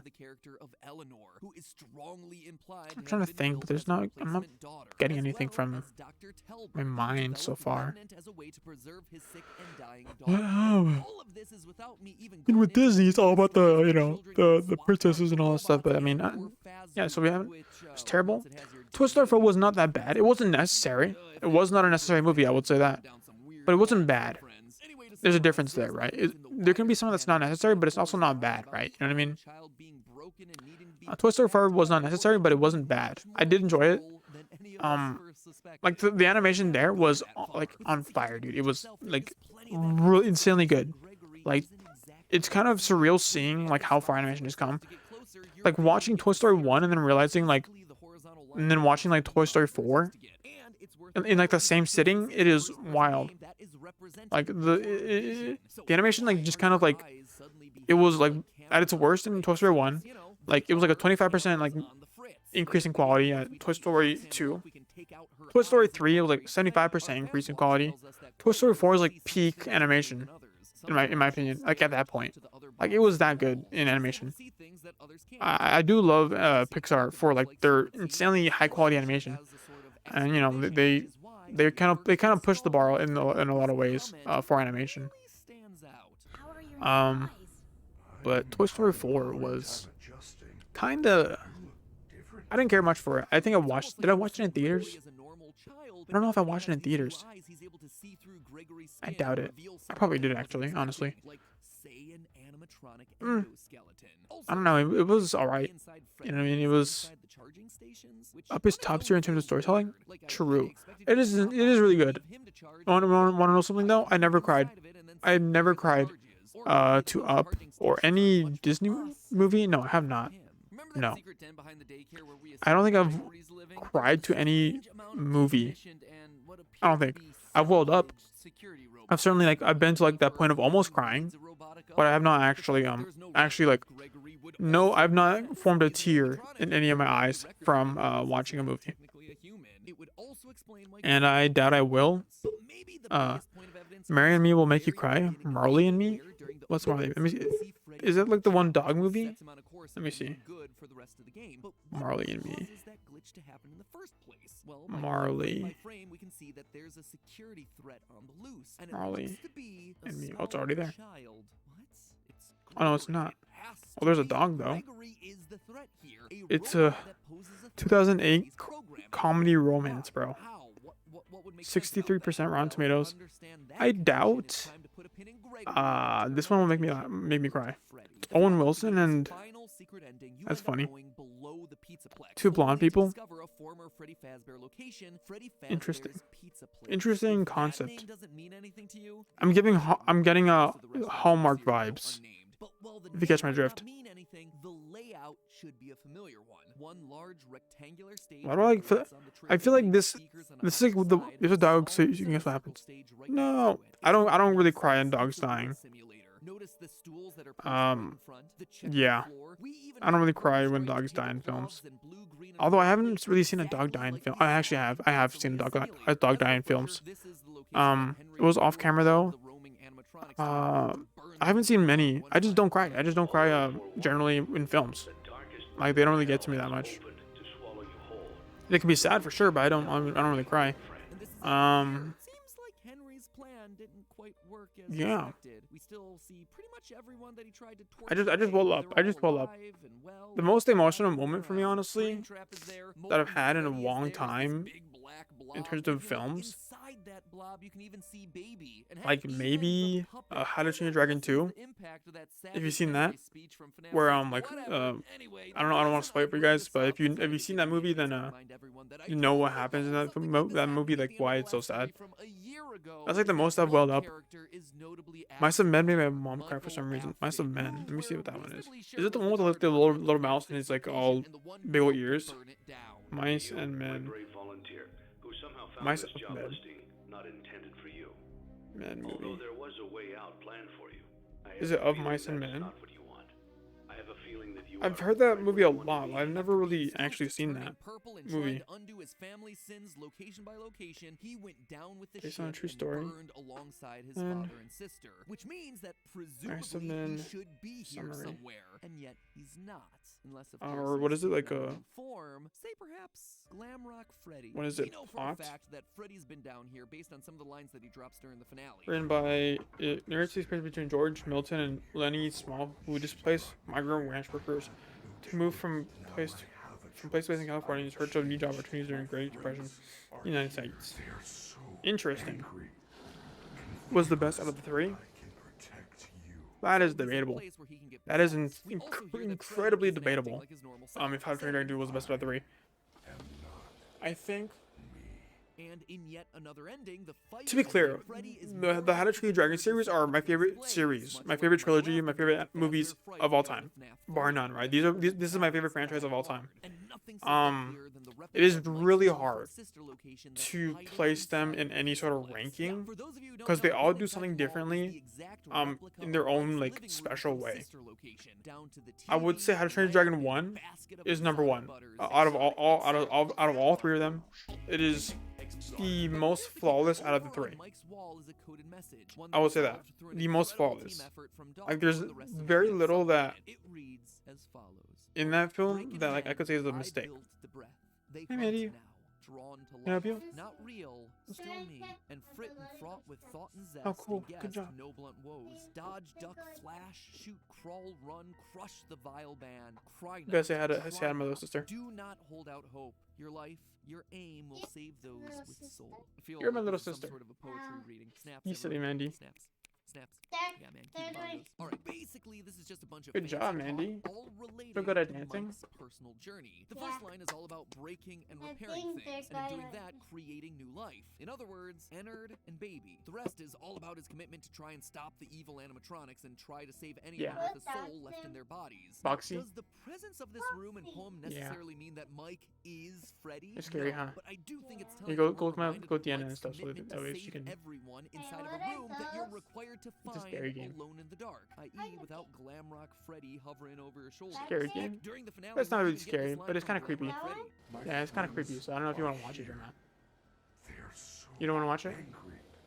He's talking about Molten That's Freddy, Chica. the spirits trapped I don't inside know. of the blob. It's very possible that those were Yeah. indeed his friends captured and killed. wanna go to back the in end the so that day. you don't Maybe watch the William scary stuff? himself struck back against the kids that Okay. had bullied his youngest son, and now some of their spirits are trapped Those below look like the surface as animatronics. part of the blob in this abandoned restaurant. You okay, Mandy? Or maybe that's why Gregory is so Okay. brutal to all of these animatronics. Don't worry, and they won't- H they won't- boss they're- back. they won't hurt you, killed him okay? Back in 1983, and now it's his turn to show the bullies no mercy by You just met my, you just met my little sister, a staple of my stream. and meanwhile, Freddy is sad because they Um, are quite literally But they're very hard to list the But to three me, movies, honestly, right? the biggest connection points between Mike and Glamrock Freddy are Because thematic, their narrative. Mike How to Train Your Dragon 1 is the bitter is and like effort honestly like the to try and best undo his father out of and the his three. work. This, In my which is opinion, the it is the most continuation of flawless. It is story, the most Bastion's return post like fire. And more it is just importantly, the best one also out of the completes three. the arc of the crying But when it child comes to How to Train Your Dragon 2 brother. and How to Train Your- Since How to Train Your Dragon his 3, brother in FNAF 4, Michael's been they trying to make both amends. This would be are quite good, literally like the insanely good, right? reunion. An older brother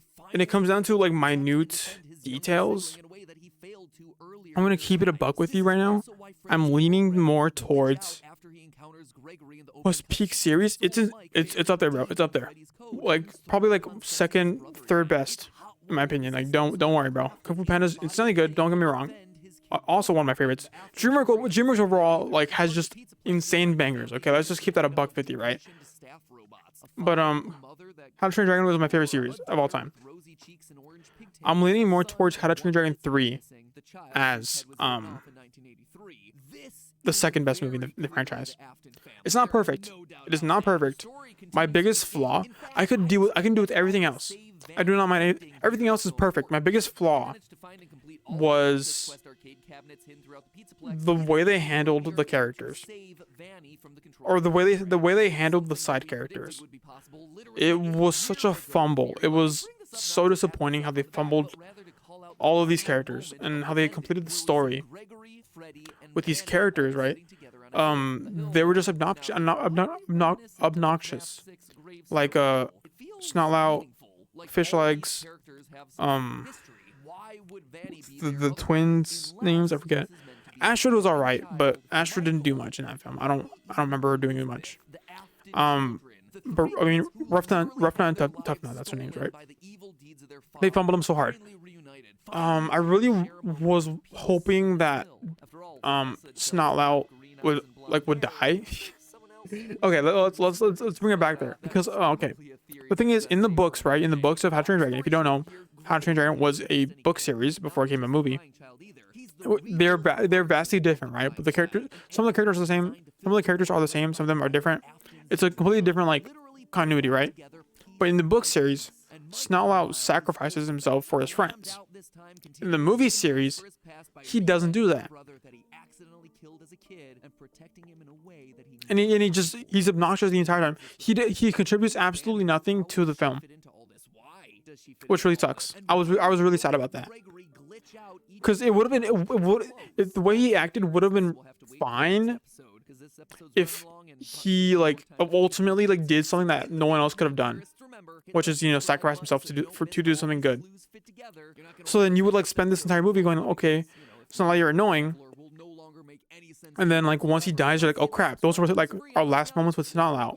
Let's, instead of being annoyed by Snotlout, be like, oh crap, Snotlout, do your thing, bro. Like you're gonna like do something that's gonna be like no one could really repay, right? But he doesn't do that. He's just in the film, he's just obnoxious, right? And then the thing with Rough Nut, I think, is the girl twin. I forget her name. I mixed them up.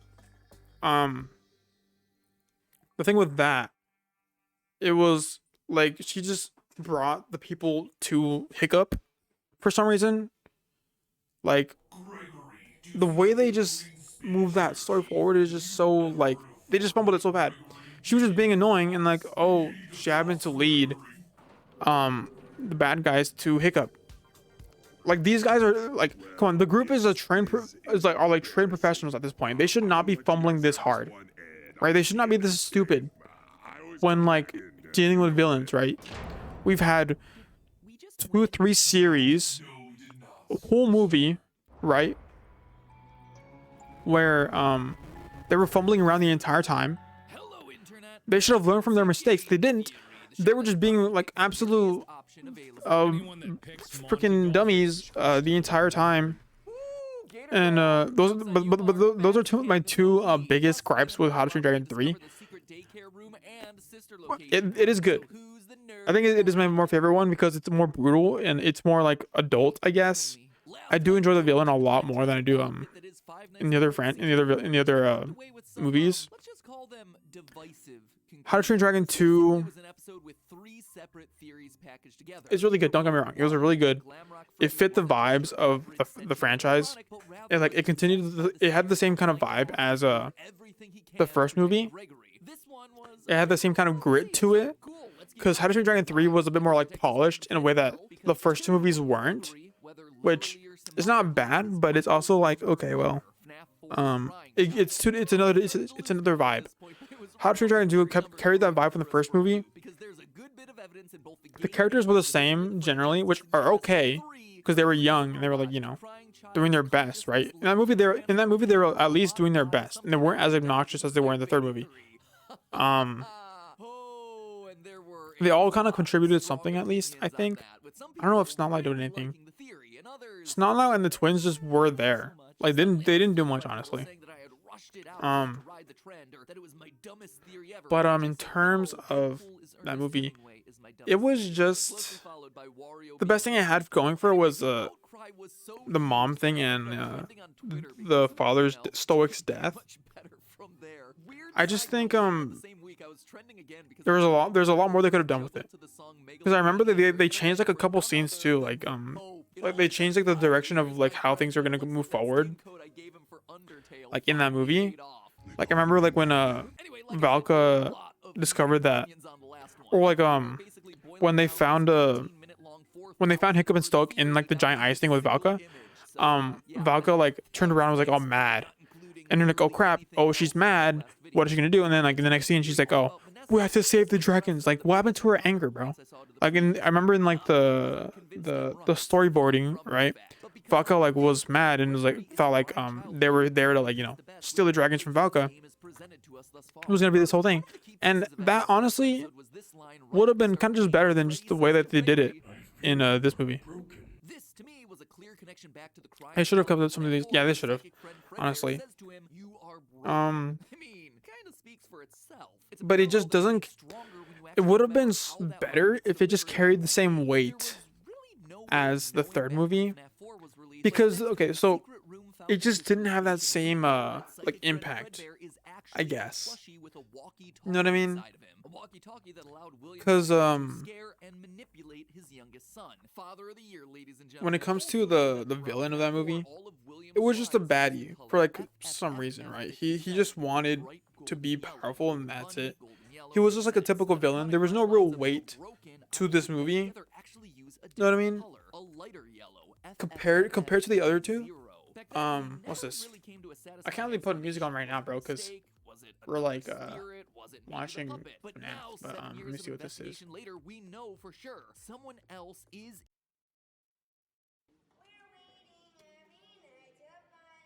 Oh no.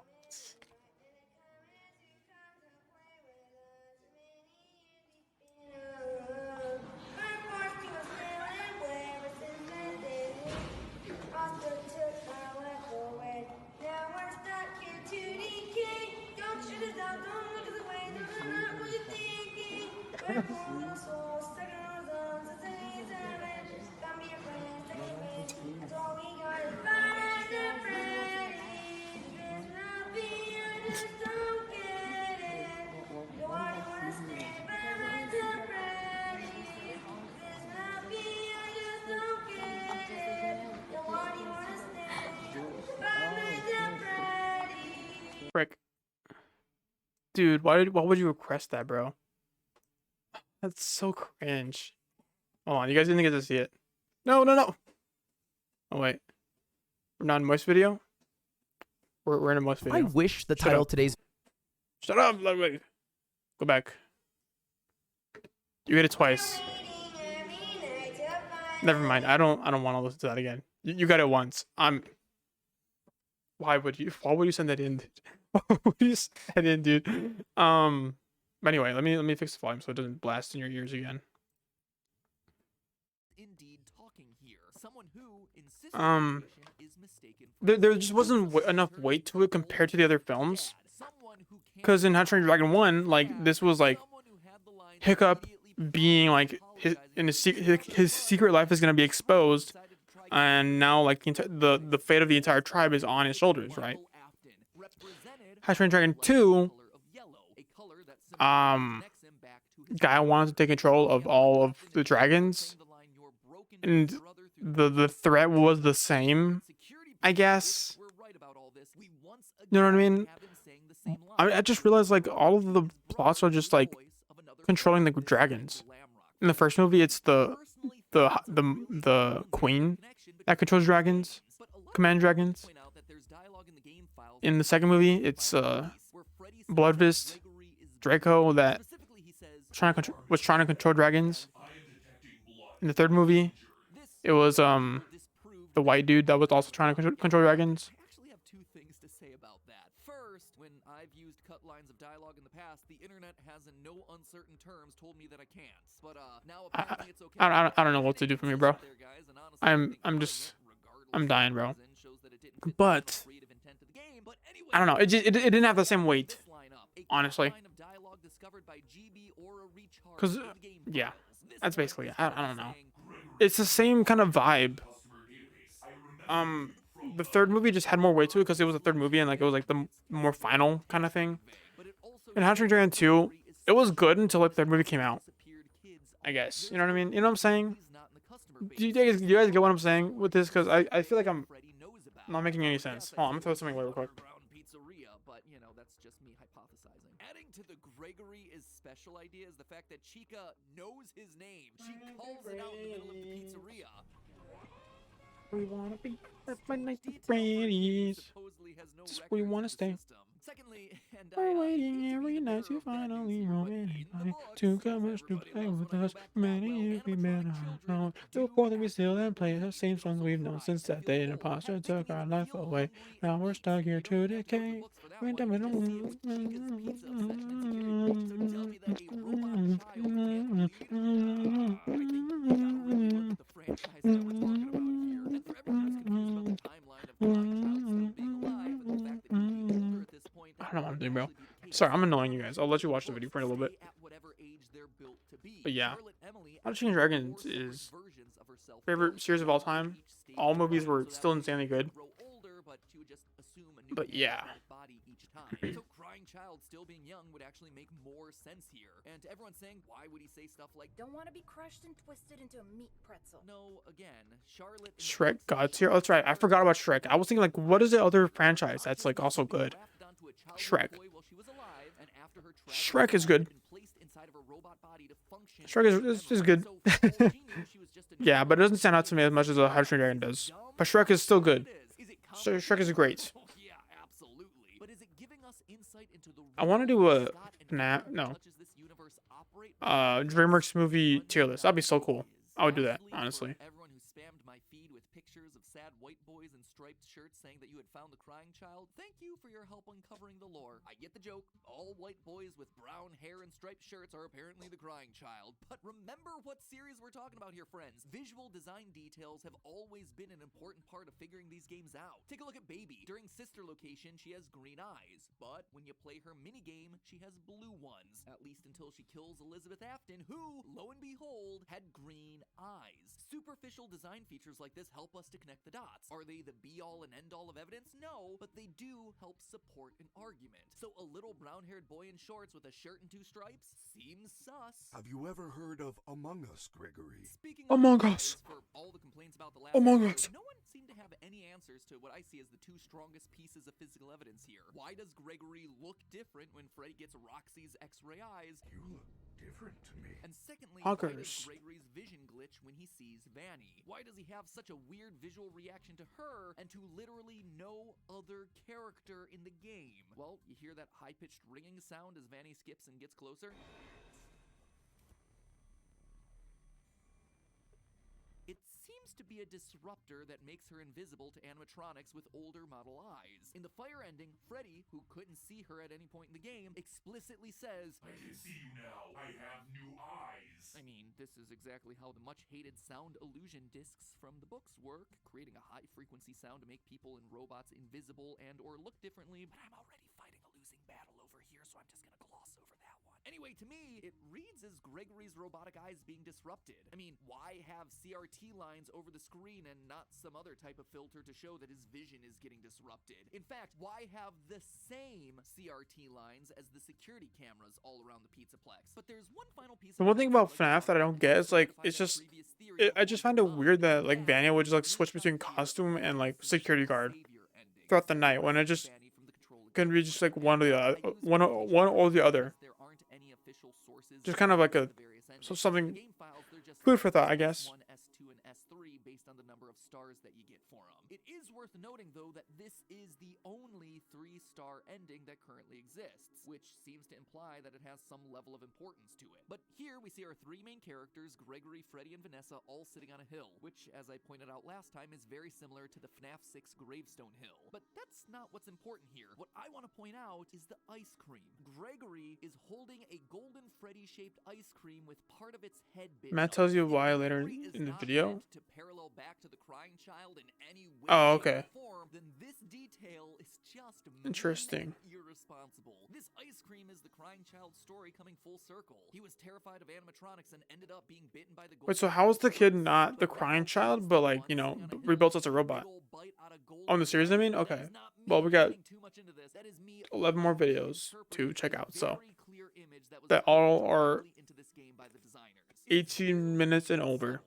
So fun. Wearing a blue shirt in most of the endings, here his shirt is colored purple, just like his father's signature color. Couple that with literally everything else, his lack of records, the fact that he goes into the charging station. From the movie? True.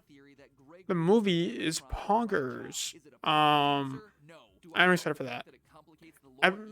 if you were here early in the stream, like MatPat was talking about like the announcements for the movie, like when it came, like when they were coming out like 5 years ago. And it was kind of funny, honestly, just like, oh wow, imagine like going back in time and just giving MatPat everything that's been happened so far. That would have been like giving like a iPod to a caveman. You know what I mean? Like, damn, it's like a lot of information to go over. I can imagine him just like having like a breakdown, like a mental breakdown, at like all the information that's happened. Like if you go back to MatPat like in 5 years ago, I guess.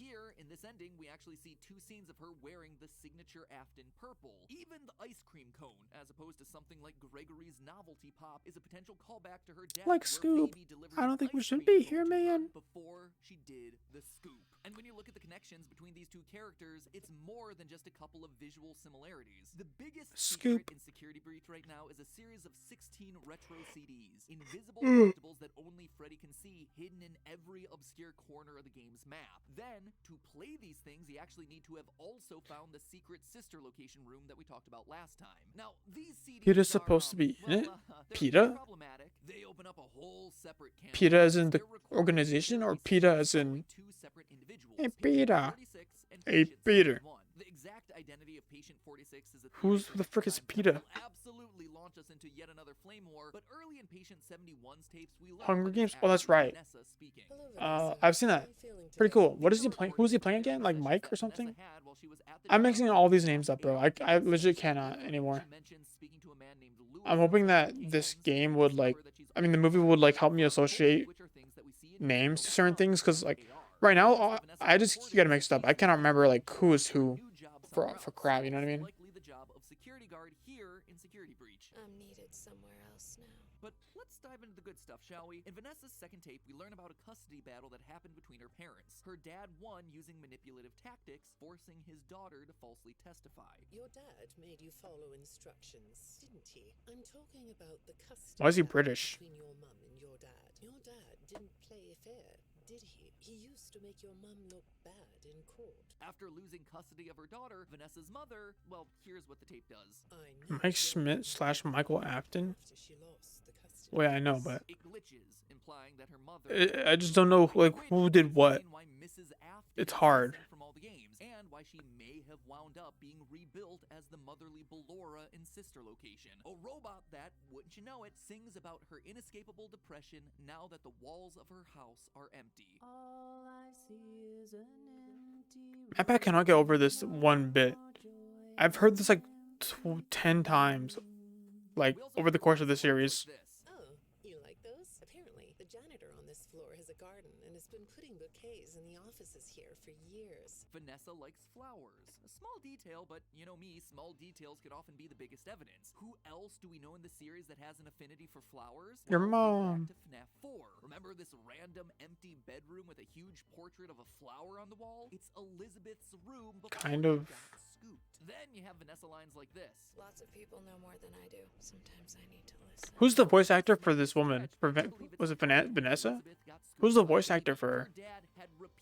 Why do I recognize her a little bit? He warned her not to go near baby, but she didn't listen. And in doing so, she ended up getting herself Let me see, I'm gonna look it up. inside the animatronic. Don't tell Daddy that I'm here.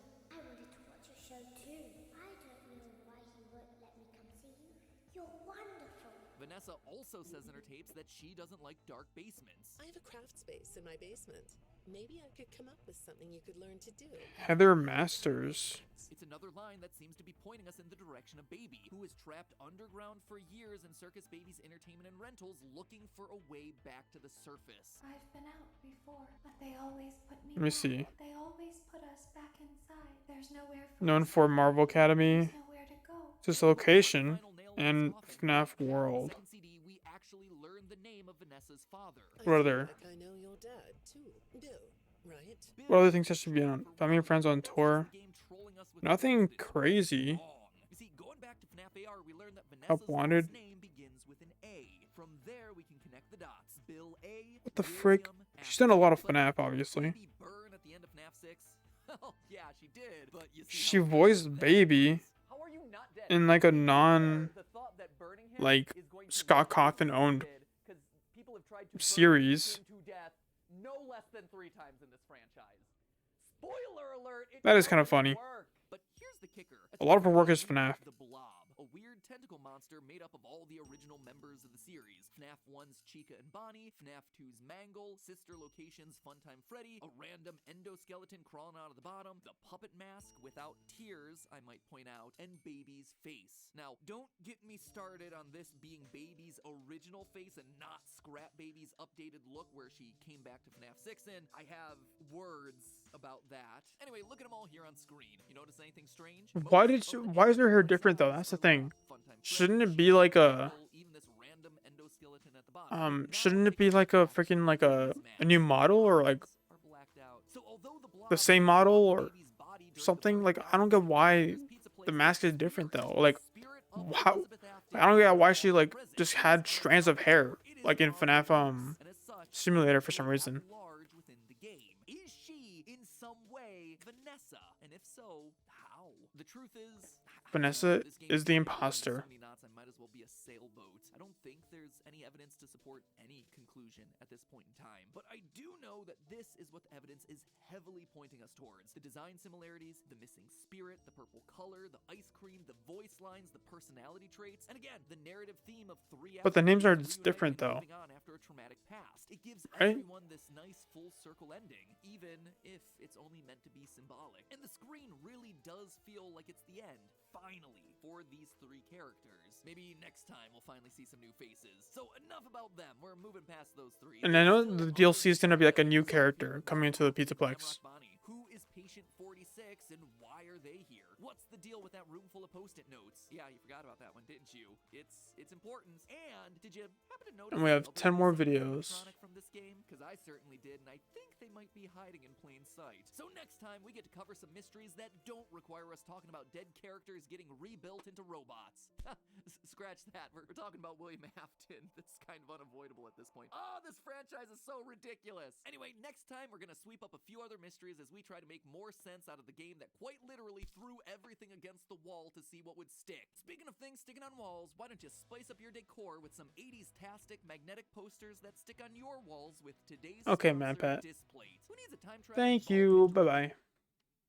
Dude, MatPat's like plugs are like 20% of the actual video. Freddy, I heard you got some new eyes recently. Just want to check to make sure that they're all functioning before we send you back out there on the stage. Tell me, what do you see here? That is my friend Bonnie. I is him. Don't we all? Don't we all? How about this one? It's me? Interesting Funny. response with heavy lore implications. Gonna make a note of that one. All right. How about this last one? Oh, that's the DJ, you know. DJ. Music man. Hold on, don't help me. I have This place sucks. I bought it. I bought one. I came in shipped. What is Displate? I don't even know what that is. Displate. No metal posters? Oof. Cringe. I wonder why, out of all the characters they chose to bring back, they brought Music Man back.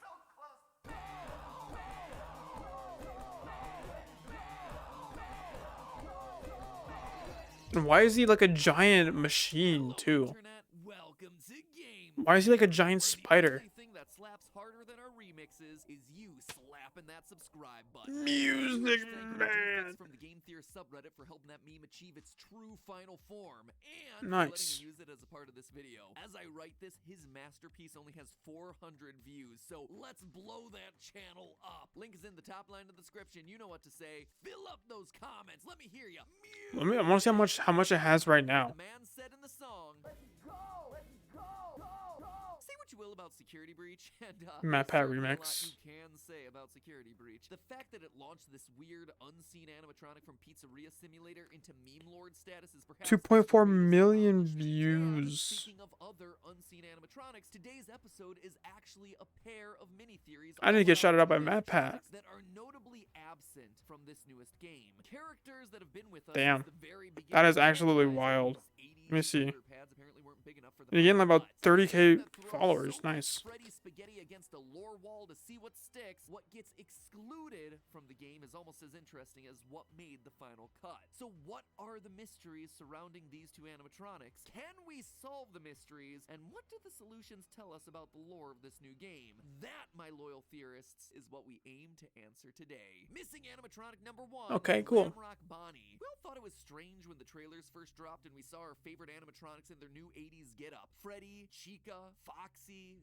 kind of, and Bonnie. no, that's an Foxy, alligator. kind Yep, of. That's funny. Montgomery Gator was in, and Bonnie the bunny Montgomery was out. Gator. At first I thought this was just I do another like it. repeat of I'm sister sad we don't get locations. a more like Characters, Montgomery reintroduce Gator. some old ones with new looks, and just leave a couple out. But then right outside of the daycare of security breach, we hear this. There is no rabbit at the Mega Pizzaplex. Not anymore. And that right there, my friends, is theory bait. Stick it on a fish hook and drop it in the water to reel me in. Clearly, this was more than just an arbitrary swapping of characters. There's a story here, a mystery to solve. Glamrock Bonnie did exist at some point here in the Pizzaplex and now doesn't. And the game continues to remind us of this mystery as we explore them all. While trying to decommission Chica, you have to venture into Bonnie Bowl. And while we're up there, Freddy says this. I do not come up here anymore. I miss him. We even get a collectible message from I miss Roxy him. Raceway that talks about him. Quote, management report. The bowling alley needs a re-theme. While most of the Bonnie art was removed, kids keep asking, where's Bonnie? Do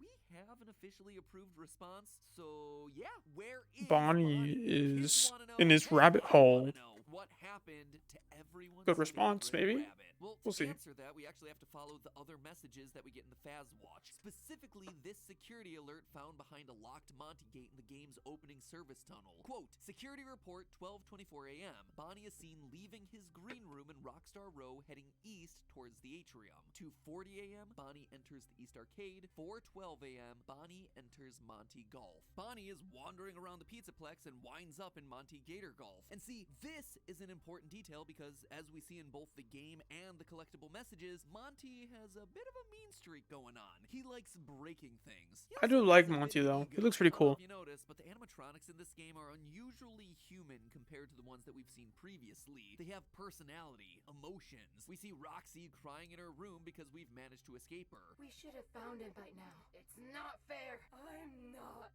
a loser. Chica is just I'm not a loser. and Monty wants to be the star. He's looking for a way. Surprisingly, they have AI generative The band voices singer in the before it was song. even invented. We know this thanks to hole number 9 of the Gator Golf minigame. Monty is center stage and Freddy is left out in the dumpster. So when bass player Bonnie comes rolling into his domain late at night, Monty sees this as his opportunity to take him out and become the bass player himself. This is all fairly straightforward just from reading those collectible messages, but it does leave me wondering why. Why did Bonnie go to Monty Golf in the first place? Well, what if someone led Bonnie there so he would get destroyed? Monty would get what he wants, a more prominent role in the band, and Bonnie would be quietly decommissioned and turned to scrap. Scrap that could then be used to help rebuild another rabbit that we're all familiar with. One that's hiding out in the basement. Good old Burn Trap Afton. You want to know where Glamrock Bonnie is? Right there, right in front of your face. Burn Trap's body is Glamrock Bonnie's body. And I'm not just saying that because they're both rabbits. There's actually a couple more clues that pointed me in this direction. If we turn back to when we last saw Afton in the form of Scrap Trap during Pizzeria Simulator and Ultimate Custom Night, there were some interesting design details. Namely the fact that we can see a lot of bone underneath the suit. A lot of bone. Top of his skull, his jaw, around the eyes here, even the collar. What is that jaw, though? Look at that. But here in Security Breach, That looks Afton has terrible. basically got a whole new body. As Scrap Trap, he was made primarily of bone and muscle, but now he's almost entirely animatronic, with the exception of the weird fleshy tendons that entangle the endoskeleton, as well as the skull, which now appears to be melted into the rabbit face. But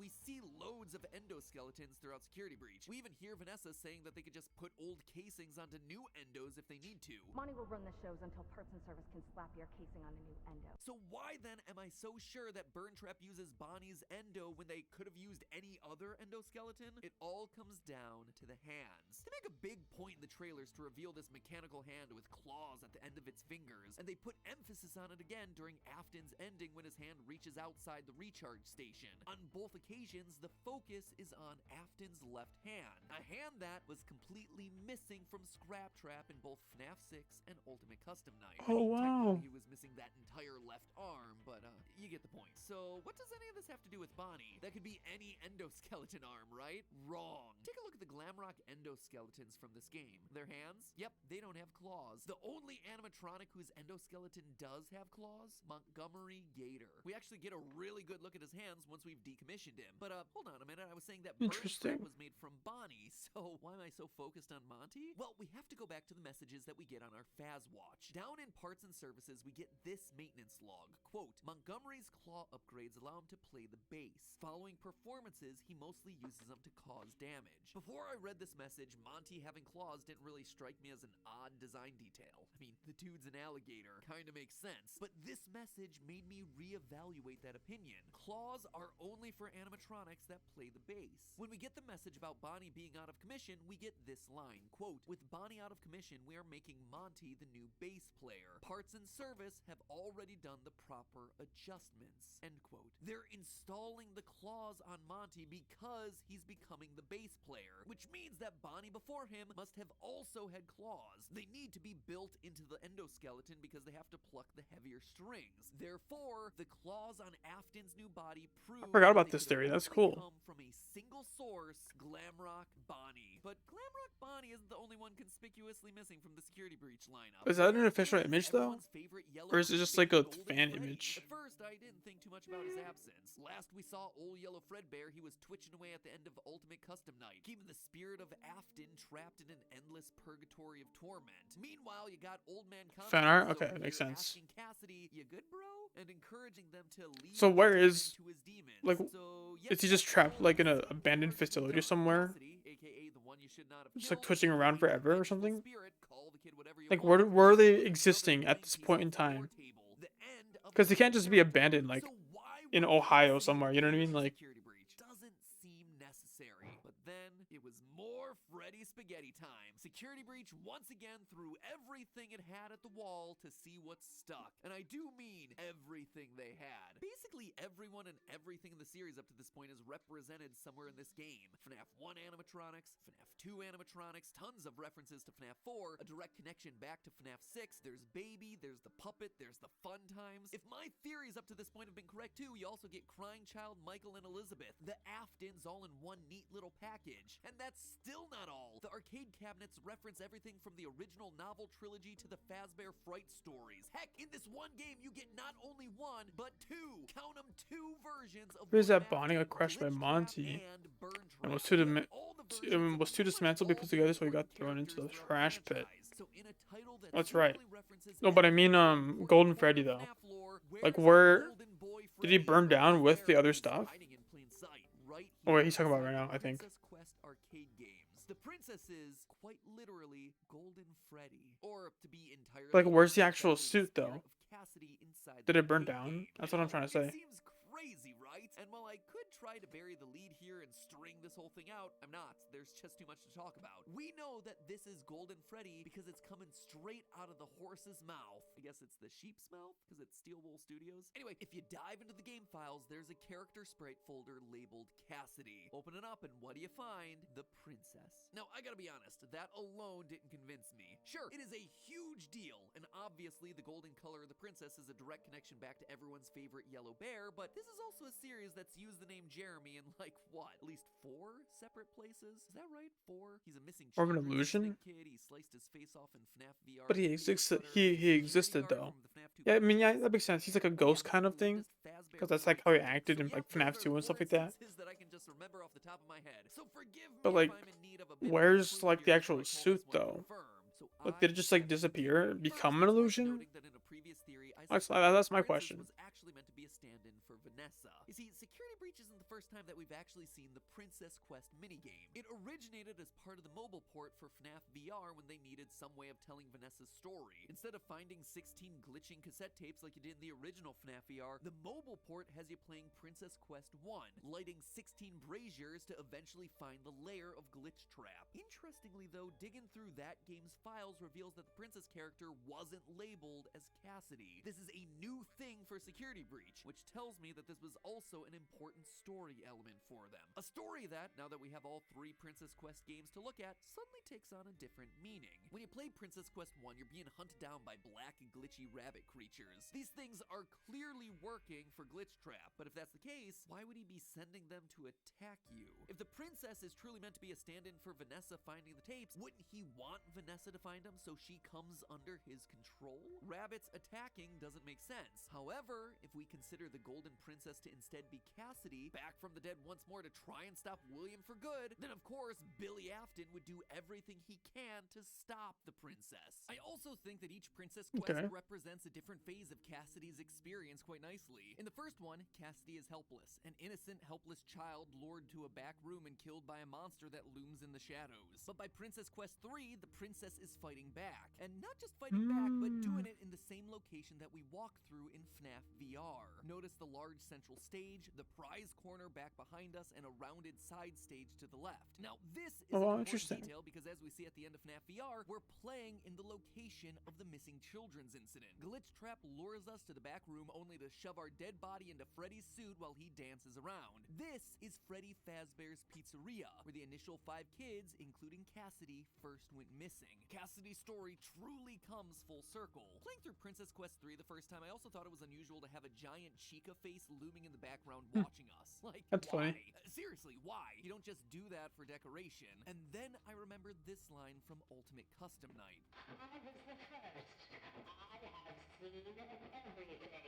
I was the first. I have seen everything. This means that I think Chica's voice is pretty cool. Inside of Chica saw the deaths of everyone else, meaning that she was probably watching as Cassidy was killed. Hence why she, of all the characters, would be the one watching us in this moment. So the file name matches, the color matches, the narrative arc makes sense as we revisit important locations. Good old from Chica. Cassidy's past, but that's not all. Elsewhere in the files, there's another piece of glitch text, similar to the text that we originally saw when you approach Glitch Trap in Princess Quest 1, but this time it's much shorter. It'd be hard to decipher if we hadn't just decoded Afton's text before, but we did. And using that code, we're able to translate these dots as "it's me," the iconic phrase that we've seen every time Golden Freddy has been present throughout the series. Last but not least, Cassidy being here just makes sense with the story. Whenever there's William, Cassidy is close behind, hence the whole vengeful part of Vengeful Spirit. This is something that we actually see in the Fazbear Frights books, specifically the story The Man in Room 1280. In this story, we get a ruined, burned William Afton dying on a bed, haunted by an angry spirit named Andrew with curly black hair wearing an alligator mask. This very clearly is meant to be the book stand-in for Cassidy. In a previous story, Andrew outright says, quote, "I do remember wanting to get back at someone who hurt me. I think I attached myself to him. I got into his soul, made sure he couldn't move on when he should have died. I remember I wanted him to suffer the way he made me suffer." Basically, the two are inseparable. Andrew grafted himself Heyo. on Afton. Kinda and now their sus. I'm just saying. souls are mixed. So consider this. Glitch Trap was created when a bunch of circuit boards were scanned into a system to create a video game. They sent us that stuff in the first place with no explanation. It was just junk.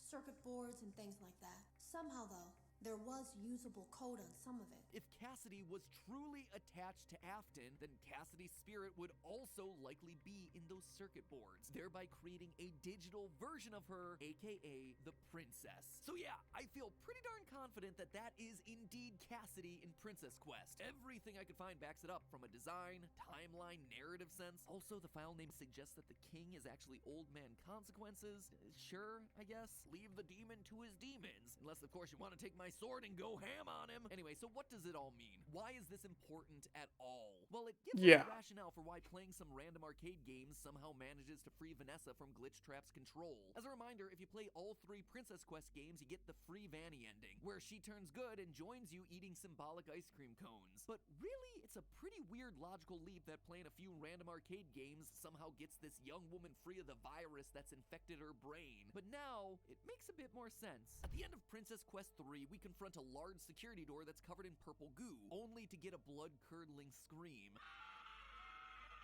That goo tells us that it's glitch trap behind the door. It even has a glowing set of eyes on the left-hand side, which, if you squint, kinda looks like a rabbit head. This kind of goo wasn't present in the identical door within Help Wanted, implying that he is now in control. So when Cassidy unlocks the door and goes in, the digital scream that we hear from the other side is glitch trap dying, crying out as Cassidy delivers the killing blow and maybe, hopefully, finally putting both of their souls to rest. Security Breach to me has been this story about endings. Throughout all of my Security Breach theories thus far, we focused heavily on the idea of characters coming full circle, giving closure to them. But we still don't know anything about Gregory, though.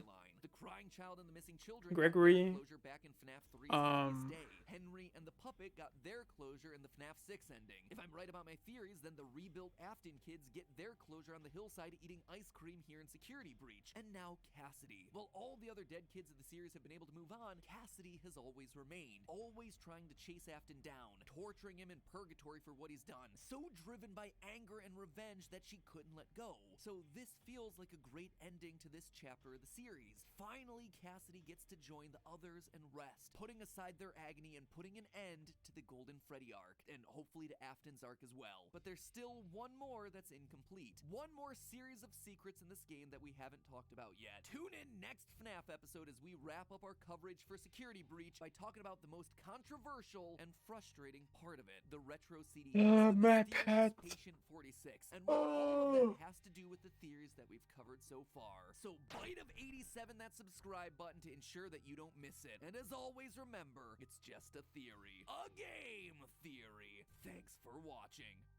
So remember, February 19th, Saturday, for our final Security Breach theory, and then make sure you stick around. There's about 3 more hours of content. A bunch of other FNAF theorists from around YouTube get together to No, discuss all things about Security Breach. The good, the bad, 3.5 more hours, 3 3/4 more hours of content.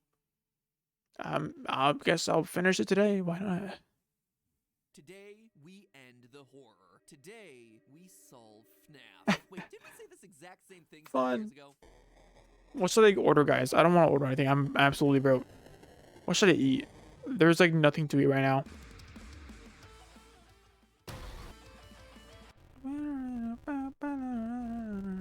Is that music, man?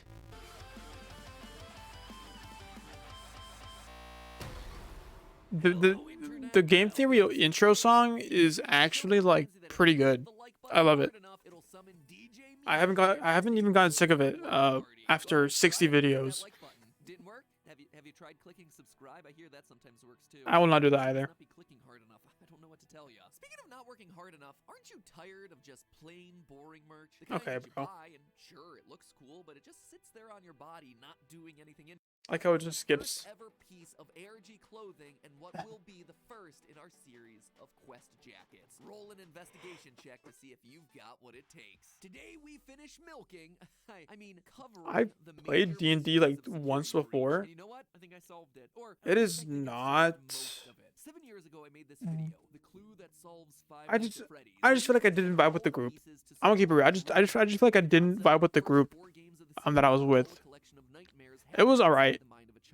I would play D&D again, but maybe with like a more closer friend group. But other than that, probably not. One key design detail: the alarm that brought each night to a close at 6 o'clock a.m. A grandfather clock for 3 games and a digital clock for number 4. 3 games in the crying child's house where we see a grandfather clock. The 4th in a hospital right before he dies, which ironically enough is the one whose gameplay is happening in a recreation of the house. This is the best. Yes. Series is so difficult to talk about. Anyway, Yeah, it is probably better.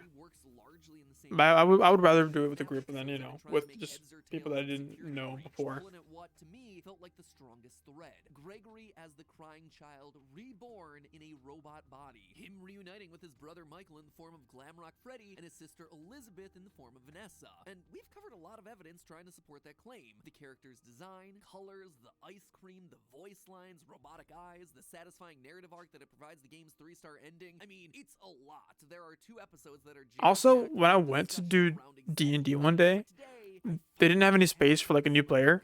So like, I just kind of watched, and it was like kind of weird because like the main character of like the group was like kind of flirting with like one of the other characters, and it was just kind of awkward. They were just like talking to each other like in that flirty way. That's like everyone else just like kind of listened. It was really uncomfortable for me. I don't know. I'm gonna give it a $1.50 with that. Guys, I hate to say it, but I think I'm unfortunately right this time. Gregory is a robot, and he's the crying child reborn. I knew it. I knew it. Yeah. And then from there, we're gonna talk about how all of that. This one was like probably like the most obvious one so far. Patient 46. It all begins here, the post-it room. Huh. What? This is unexpected. After exploring the sewers to decommission Chica, Gregory winds up here. A room full of glowing staff bot heads and lots of post-it reminders on literally every surface. I mean, this thing is a flashing neon sign that says, important lore here. And yet, in online discussions, it's been largely overlooked because it's kind of sandwiched in the middle of the game, overshadowed by the animatronic spaghetti monster ending. And even though I knew that something had to be hidden in here, trying to figure it out was like finding a needle in a haystack. So what is this? What are we looking at here? I think it's pretty obvious. Yeah? Is it obvious, Matt? What is it? You get to a certain age, Uh-huh. and you gotta start taking notes. Post-it notes? Yeah, you just leave them around. Okay. But also there's robot heads. So with that incredible insight, I Huh? spent literal hours off camera trying to look at every single post-it note to make sure that I had the full picture. And the answer I got was, do not do that. Learn from my mistakes. It took me so long, only to discover that the game files had been dug up and the post-it textures were just there in 3 simple images. Thanks to Just X Font for uploading these to GitHub. Flush those hours of my life down the toilet. When you study these post-it That's really textures, funny. you actually realize that there are 3 phases to the post-it notes. One that's barely legible, another where the spelling and drawing improve slightly, and the final where they become nearly perfect. It looks like someone is trying to learn how to write and draw, slowly getting better over time. And it all begins here with a note written in binary. When you first enter the room, there's a cardboard box in the middle, which, if I were to guess, is steel wool trying to draw our attention to the most important post-it clues in what otherwise is a very crowded and busy looking room. On it, we get this binary string, which translates to, why is I? That's it. The grammar, I think, is intentionally bad because this is a computer coming into consciousness, asking the question, why am I alive? And doing it written in binary. Interesting. Machines, computers, robots. Elsewhere in the room is more binary that translates to hide. Whatever this thing is, it's scared and it's confused. It hides until it can better understand what or who it's meant to be. The other illegible Phase 1 notes here are random flashing thoughts, the sky, kids, love, random glimpses of memories coming into focus. The phrase, I can feel it, is this creature coming into consciousness. And this right here, you are something family, which looks like Afton family, but it's pretty unclear. In short, it appears to be a machine that started speaking in binary, but as more and more memories start to take hold, it begins to write in normal alphabetic characters. When you dive into the notes from phases 2 and 3, though, things start to get much clearer. It's mainly images and text revolving around birthday parties, happy place, birthday time, family, a pile of presents, some cake, let's get snack, fun, friends. Let's forever. get snack, guys. That's funny. Particularly earth-shattering for a series about Pizza time. restaurants. But then Like there's how one Andrew Garfield posted just. Phase 3 notes that really stands out. What's that Andrew Garfield? No, it's not. Never mind. I'm brain dead. Together the last 2 months of research. This thing is Forget the what is his linchpin name? our I smoke forget gun, already, my bro. friends. And it all boils down to a present alongside 3 simple words, all for me. The party was all for me. Does that mean anything to you? Because it certainly does for me. You see, in the Fnaf survival logbook, a seemingly innocuous workbook. Oh yeah, it's a reference to the crying child again. We have 3 voices speaking through the pages. Michael Afton, writing his answers in red pen, the vengeful spirit Cassidy using lightly faded text, and the crying child altering the physical text of the book. One conversation that happens between Cassidy and the crying child plays out like this. Cassidy says, the party was for you, and the crying child responds, it was for me. All for me. Suddenly, all the party imagery makes sense. The balloons, the cake, the kids. This is the bite victim, the crying child, coming into consciousness and remembering the birthday party that took his life. And using this context, suddenly everything in these notes takes on a whole new meaning. In the first phase of notes, we see a crudely drawn house with a set of arrows pointing towards what looks to be a strange set of doors. Maybe another I think it's building, finally which like admittedly doesn't make much the sense fruition of that unless one it's plot line in the book series of like where like that one girl's like multiple robots like in a series of like different ages. I think it's finally coming to the to play like with the games now with the Gregory.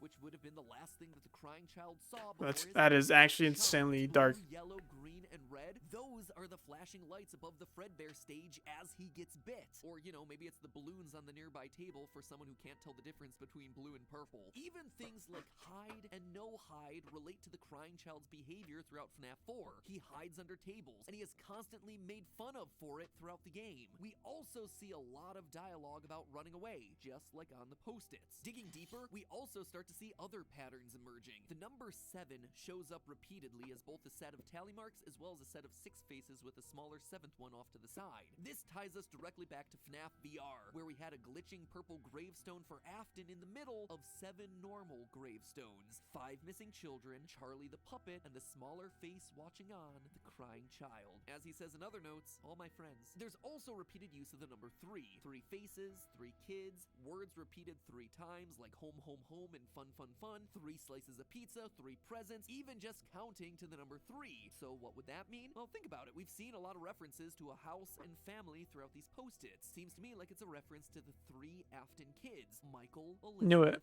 and I called it. child Yes. himself. And the thing that brings all of it together isn't a post-it note, but instead the table higher up in the room where we see the staff bots arranged like a family at dinner. A mother and a father alongside their 3 kids. 1 red-headed pigtailed girl, 1 boy, and a kid with his head bit off. And just to hammer it all home, in the middle of the table, the collectible is a poster for Fredbear's Family Diner. The place of the bite. The place where all of this began. It's like, Looks like the yeah, robot this is like the most obvious who he theory, was, and he started to honestly. his family. The robot is the crying child, which by proxy then has to be Gregory. And if you need further proof of humanoid robots in the game, Illy Becky on Reddit caught this detail from Sister Location. Humanoid heads, ones that look very similar to Gregory's face. Oh, and a last thing, much to everyone's excitement, there's actually a new book series coming out later this year. A new season of Fazbear Frights called Tales from the Pizzaplex, obviously referencing the location in Security Breach. The cover of the first book in the new series, Robot Kid, there it is. Which leads us then to the last puzzle of Security Breach, the retro CDs. For those of you who don't know, there are 16 CDs around the map that you can only find once you've upgraded Freddy's eyes. From there, you take the CDs to a hidden room designed to look exactly like Mike's room from Sister Location. These CDs seem to be recordings of the therapy sessions for 2 patients. Patient 71, who we mentioned last time is clearly Vanessa, and patient 46, who we never get to hear speak. And over the course of the various sessions, 46 and 71 are set up to be direct opposites of each other. Vanessa likes flowers, patient 46 does not. Oh, you like those? The janitor on this floor has a garden and has been putting bouquets in the offices here for years. What's the problem? Oh, the flowers? I'll move them. Vanessa likes blue skies and doesn't like dark basements. 46 prefers it dark. I like the blue sky. I don't like dark basements. Oh, right. Too bright. When the shade's pulled, it feels like we're in a cubbyhole or a cave, yeah? Vanessa doesn't like candy. 46 does. Would you like a candy? No, thank you. Those have 35 calories apiece. Sure, you can have a candy. Clearly, we're meant to see these characters as opposites, which is why so many people online considered that patient 46 might actually be Vanny, Vanessa's alter ego possessed by Glitch Trap. Or, even more extreme, Okay, so we're back to the Vanny. Considering the fire ending shows us a dead Vanny on the ground and Vanessa looking down from the burning building's roof. But let's quickly talk about those 2 interpretations. First of all, Vanessa and Vanny are the same person. They have to be. All the evidence leading up to this game in places like FNAF Special Delivery. Yeah, they have to be the same person. A woman named Vanessa A getting mind hacked by Afton and reluctantly following his orders. And in this game, we still have pieces of evidence. For instance, in the CDs, we learn that Vanessa is buying fake fur to make the Vanny costume. On your breaks, it looks like you were shopping for a costume. You purchased some fake fur material. What are you gonna make? If she's not the one wearing it, why would she be making it? To me, the fire ending here is meant to be symbolic. We haven't beaten Princess Quest yet, so Vanessa's spirit is still trapped inside that burning building, but her body has died. She is one person. But could the persona of Vanny... Interesting. Oh, she's like her soul's trapped in like the building now or something like that, you know what I mean? Seem to add up to that. Throughout their sessions, we get multiple indications that the therapist is speaking to a child. The way they speak to patient 46 here... You don't want me to get in trouble, do you? I could be put in the corner for a timeout. Yeah, you think that's funny, huh? And again here... Tragedy always leads to a feeling of loss. It's a hole that feels funny, right? The way they explain simple words... And I'm surprised by your knowledge of computers. You're something of a phenom. Do you know what that word means? It means you have unusual skill, like a hacker. The way they point out that 46 doesn't fit the chair. Okay. That chair doesn't really fit you, does it? Why do like British people like pronounce A's like H's? Okay. I work with people of all ages, from little kids. Or is that to British? very No, it's elderly. not. I understand that That's therapists like would wanna treat older cross-Atlantic probably, or something like that. I don't know. It just doesn't seem to fit. At no point do we get an indication that Vanny sees herself as a child.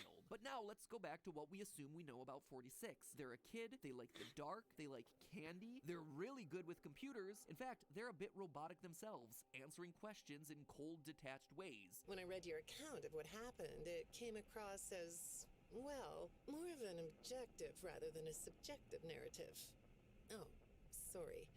You don't know what that means, do you? Here again, we get another example of the therapist having to explain a relatively simple word. Now, look at our post-it room. It's a dark cave underground, outright labeled as "This is my home." On the central cardboard box is a drawing of candy. And a robot would be emotionally detached and would also be great at hacking. Heck, the therapist does tell patient 46 to write down their feelings. I suggested you write down exactly what made you so sad and scared. And if this room isn't an example of that, I don't know what is. Taking it one step further, if I'm right in saying that Gregory is indeed the robot that came into consciousness here, that's why he doesn't fit into the chair. He's a kid. That's also the reason Steel Wool couldn't let us hear 46's voice throughout these therapist tapes. It would give away the game. It would immediately take away the mystery of who 46 is, since we hear Gregory talk so much. But why would Gregory, a robot kid hiding out in the Pizzaplex, actively be seeking out therapy? He's not in a school of any kind. I mean, he can't really do therapy though. Wouldn't be mandated. What is going on here? Well, over the course of the 16 CDs, we listen as both patient 46 and Vanessa visit a total of 5 therapists, all of whom are implied to have been mangled to death by machinery. But the deaths here aren't arbitrary. If you track the tapes, each therapist ends up getting killed off immediately after they start asking Vanessa about encrypted messages that she's been receiving from a mysterious figure. Your performance reviews are good,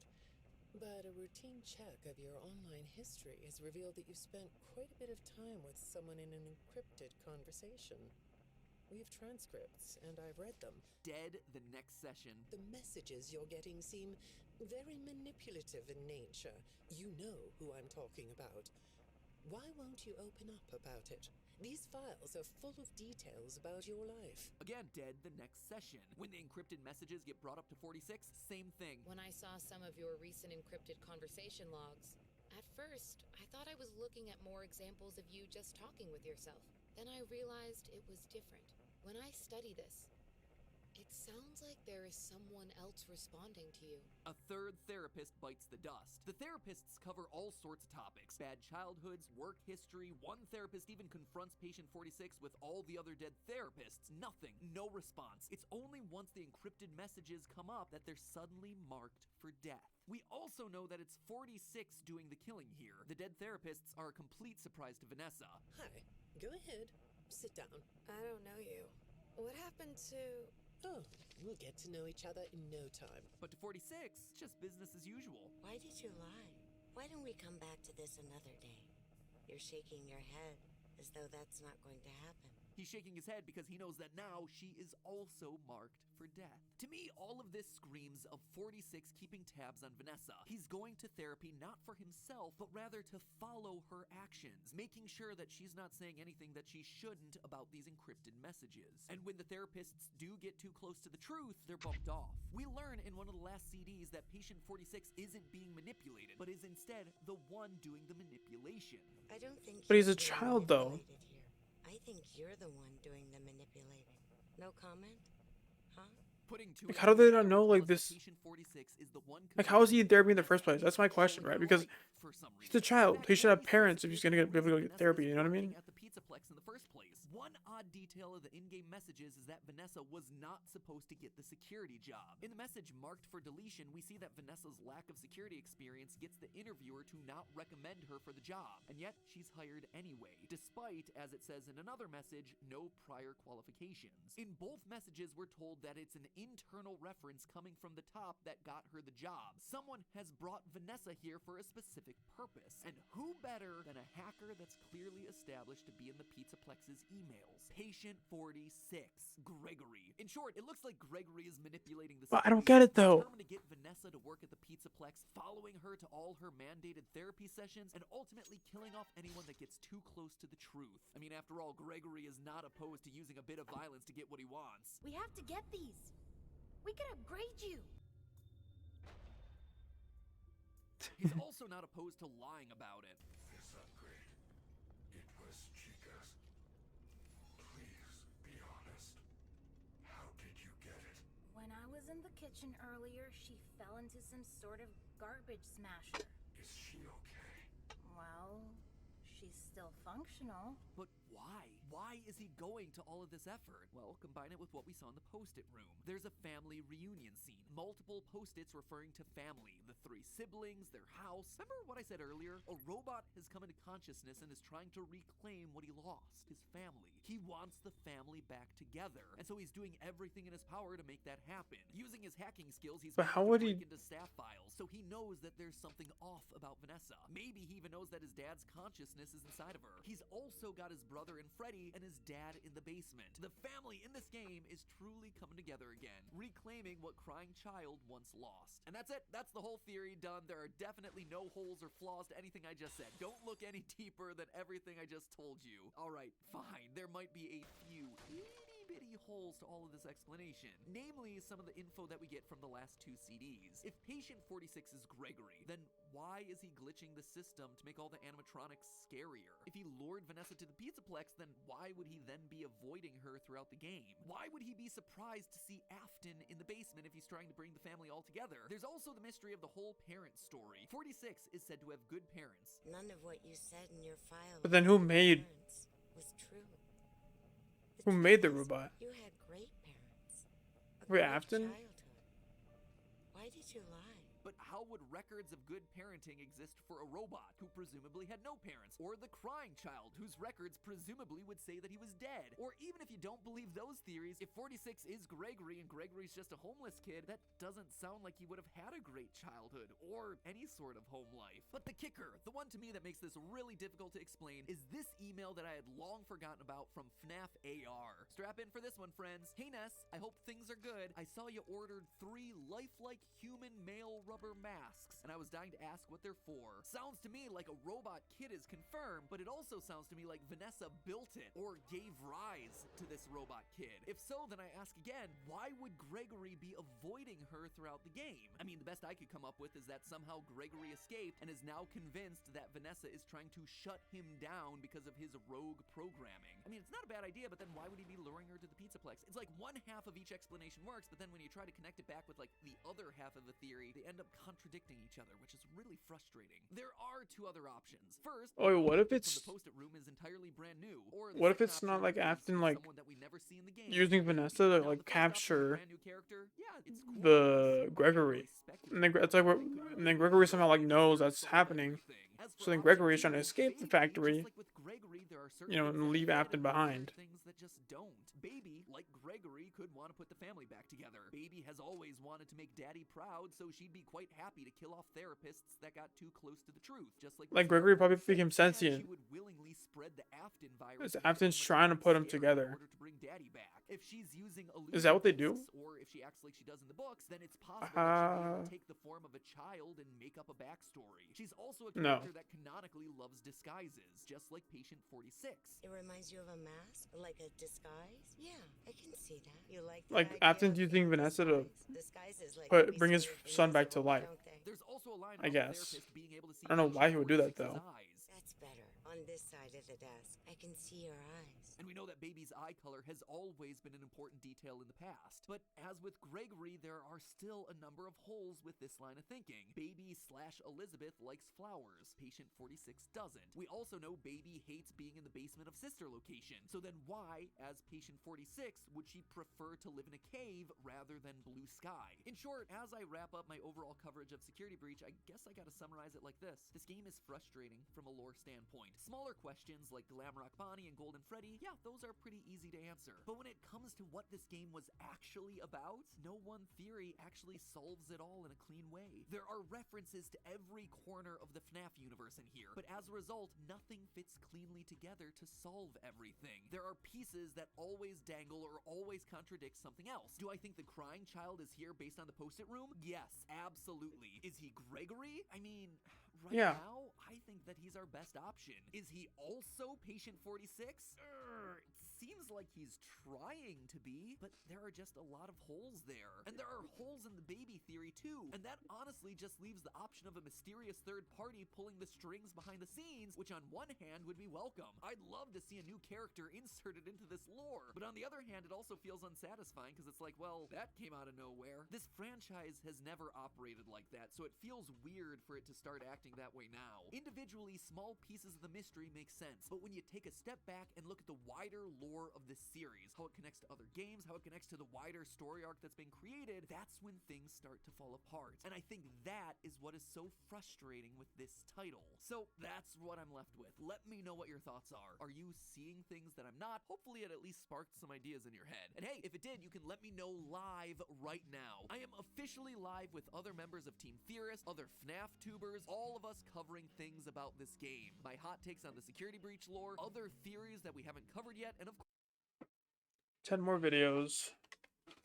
Let's go.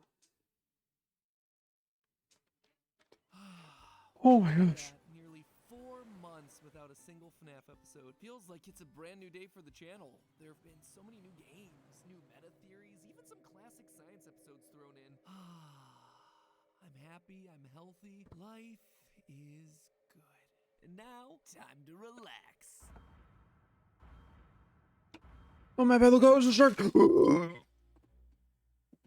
I'm kidding, I don't know what I'm doing anymore. Welcome to Game Theory, the show where old habits and old animatronics die hard. Today we're talking about the 12th and final installment of the Fazbear Frights book series, Felix the Shark. That's right, friends, the final book. Until the next 3 come out later this year. Anyway, let's not think about that and instead focus on Felix. Now, this final book is special. Just like all the others, it too is a collection of 3 short, spooky stories vaguely connected to the wider FNAF lore. But where this one is different is that it's meant to be a collection of got a good stream. Bruh. I mean, if you're saying gotta go, thank you for stopping by, bro. I appreciate it. Hell yeah. Hopefully I can see you again sometime. Yeah, pretty cool. I'm gonna be here. I'm just gonna be here watching GT Game Theory for a while now. Hopefully I can get it done before the end of the. Hopefully I can get it done before the end of the.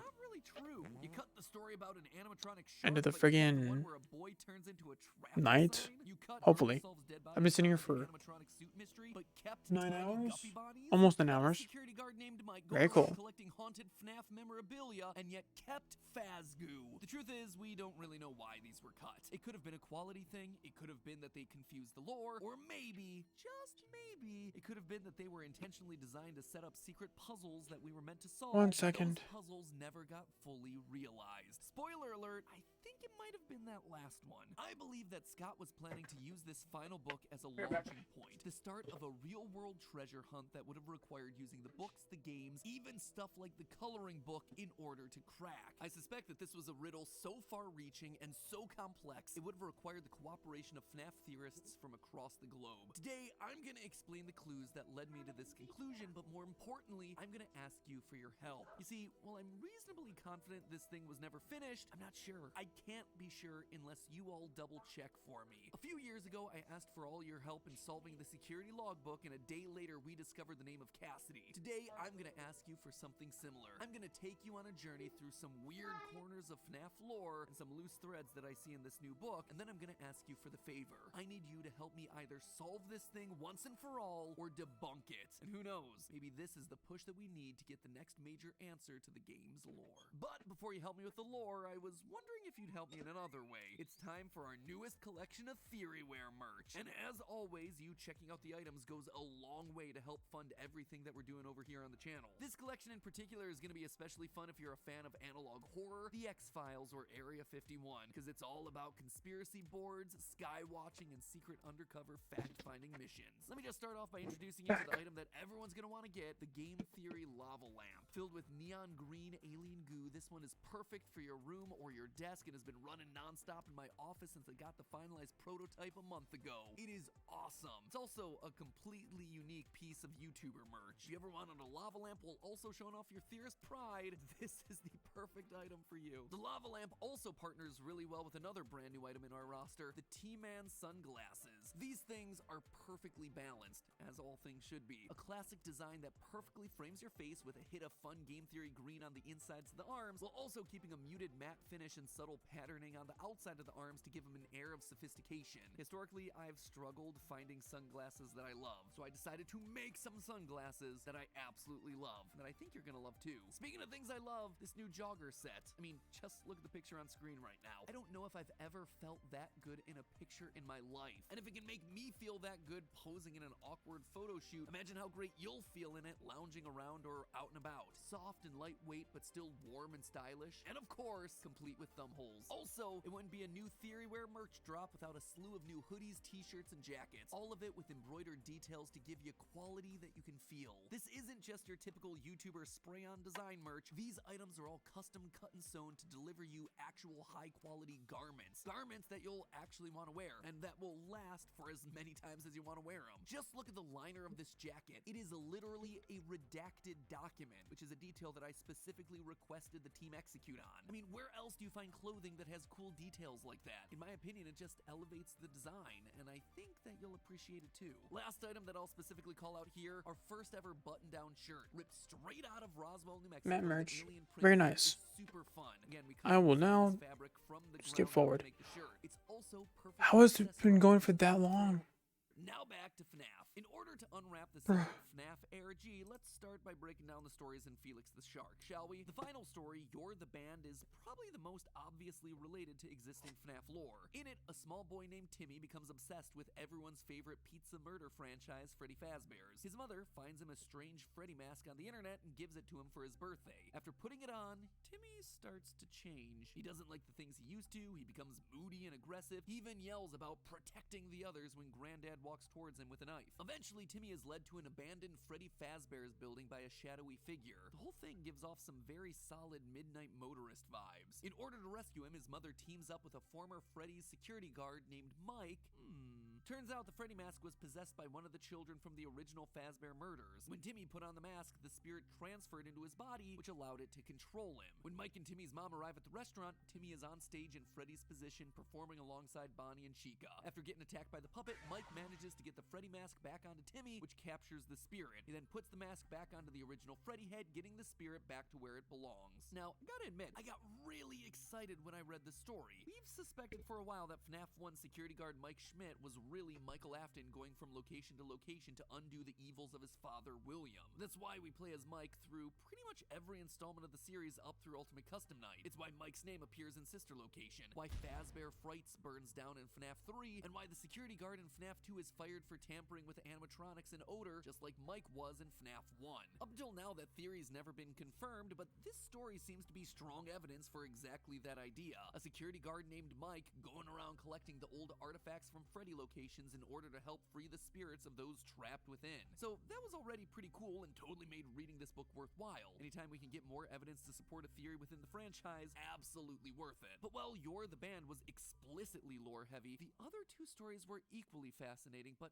for different reasons. There were details that felt odd or out of place, and comments from characters that seemed oddly specific in a way that just triggered my lore hunting senses. In the title story, Felix the Shark, we follow a young man named Dirk who's reminiscing with his friends about their shared experiences with Freddy Fazbear's. However, Dirk's memory is slightly different to everyone else's. He's convinced that there was an extra animatronic, a shark named Felix. When his friends make fun of him, Dirk sets off on a cross-country quest to prove that he's not crazy. It takes him 6 restaurants, but Dirk eventually does learn the truth. It turns out Felix was made by the owner of one very specific Freddy Fazbear's after his son tragically drowned. Why Why would that lead him to a shark animatronic? Because it was a shark that actually pushed the body back to shore. Couldn't make this stuff up if I tried. Eventually, Dirk does manage to locate Felix. The whole Fnaf pizzeria is hidden inside an abandoned water park. But the weird part isn't the where, but rather the how of finding Felix. You see, Dirk is only able to find the pizzeria using a series of clues that are found in a random novel written by the creator's daughter. In-universe, Felix's creator also had a daughter who grew up to become a popular author. And in one of her books, The Dogged Dogmatist, she hides a series of clues in plain sight within the book's dialogue. These clues ultimately prove meaningless to the characters in the book because they weren't meant for the characters. They were instead meant for the readers to give them information they needed to find Felix. It is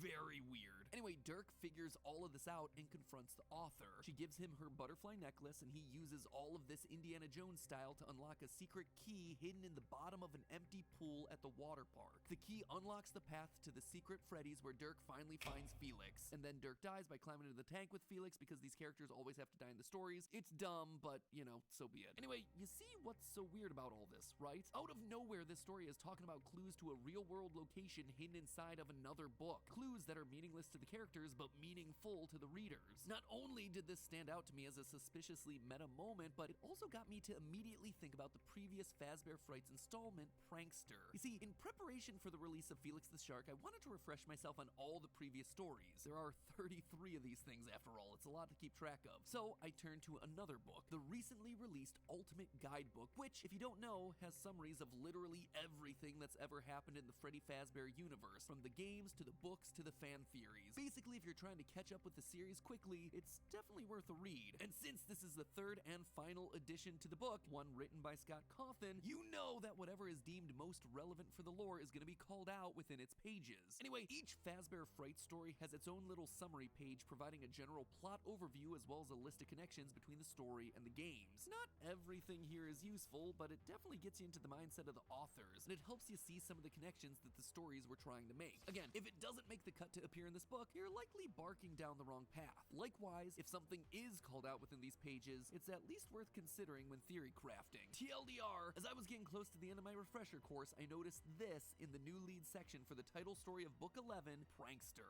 Quote, some of the puzzle clues, such as Stinger Moot and Even More Frights, may have implications beyond the plot. Careful readers may want to give these scenes a second look. Implications beyond the plot, you say? Just like with Felix the Shark, it appears that the Ultimate Guide is also pointing us to meta clues within a different book. Clues that are meant for us, the readers, rather than for the characters in the story. So, I went back to Prankster. In this story, the main character Jeremiah is trying to save his friends from a mysterious glitchy voice that's freed itself from a Fnaf VR game that's being worked on at the company. Sounds pretty darn familiar. Along the way, he's presented with a series of riddles. Stinger Moot, which is an anagram of testing room. Give me one and I'll make more, each one like the one before. What am I? Your next clue contains even more frights. To get there, you just need to follow the lights. I see you're moving closer to your goal. Follow the lights to make things right, and for the key to find where your friends hide, roll up your sleeves and reach inside. Now, I've gone back and forth over these clues multiple times, but it felt like a lot of them were just pointing back to stuff that we'd already discussed in previous theories. The give me one and I'll make more felt like a reference to the glitch trap cult, using Fnaf VR's tapes to infect more playtesters. The following the lights clues maybe could be a reference to Princess Quest, where we have to light the lanterns to reveal the truth and eventually set Vanessa free, but none of this was new information. We've talked about all of this stuff in depth. Security Breach seemed to confirm some of this stuff, and to be honest, the connections I could make were speculative at best. I tried rearranging the letters into anagrams, didn't really get anything interesting. I even considered that maybe the Stinger Moot and Even More Frights clues were literal. The stingers of the Fazbear Frights books were the epilogues about the Stitch Wraiths, so maybe if the stinger is moot, then the Stitch Wraith stuff is ultimately meaningless. Even More Frights might refer to the next set of books, Tales of the Pizzaplex. I mean, sure, that's a valid explanation, but it was speculation at best, and also pretty darn lame. Why would you go to all the trouble of hiding meta clues like this about stuff that feels ultimately underwhelming? These aren't really questions that people were asking themselves, you know? So, at least according to the Ultimate Guide, there's definitely something hidden inside of that prankster story, and I'm not exactly sure what it is. But there was even more that was suspicious with Felix the Shark. You see, Dirk doesn't just find the secret Freddy's thanks to written clues inside of a random book. There's also a very specific drawing in the middle of that book. Here's the full quote when describing the Dogged Dogmatist, the book where the hidden clues are from. Quote, "The man's search for the creature was convoluted on the whole, but certain lines in the book went beyond convoluted. They just didn't make sense. Neither did the drawing in the middle of the book, an ornate and frilly sketch of what looked like butterflies and flowers. The drawing was never referred to in the book, and it couldn't be related to any of the story. Were the odd lines in drawing some kind of code? For what purpose?" And that's not the only time drawings are brought up in this one story. There was yet another odd reference in Felix the Shark that jumped out to me. Quote again, "I'd forgotten all about Freddy's, but yeah, now I remember. I loved the Freddy's coloring books. That's what started my drawing. Eventually I got tired of coloring and just drew the figures. Last year, the official Fnaf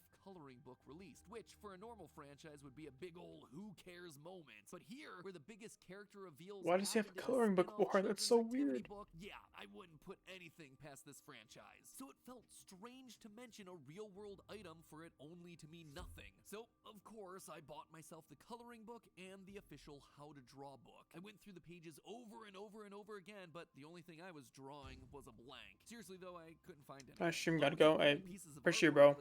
Have a good night or wherever you are. Thank you, bro. Thanks for stopping by. Hope to see you again.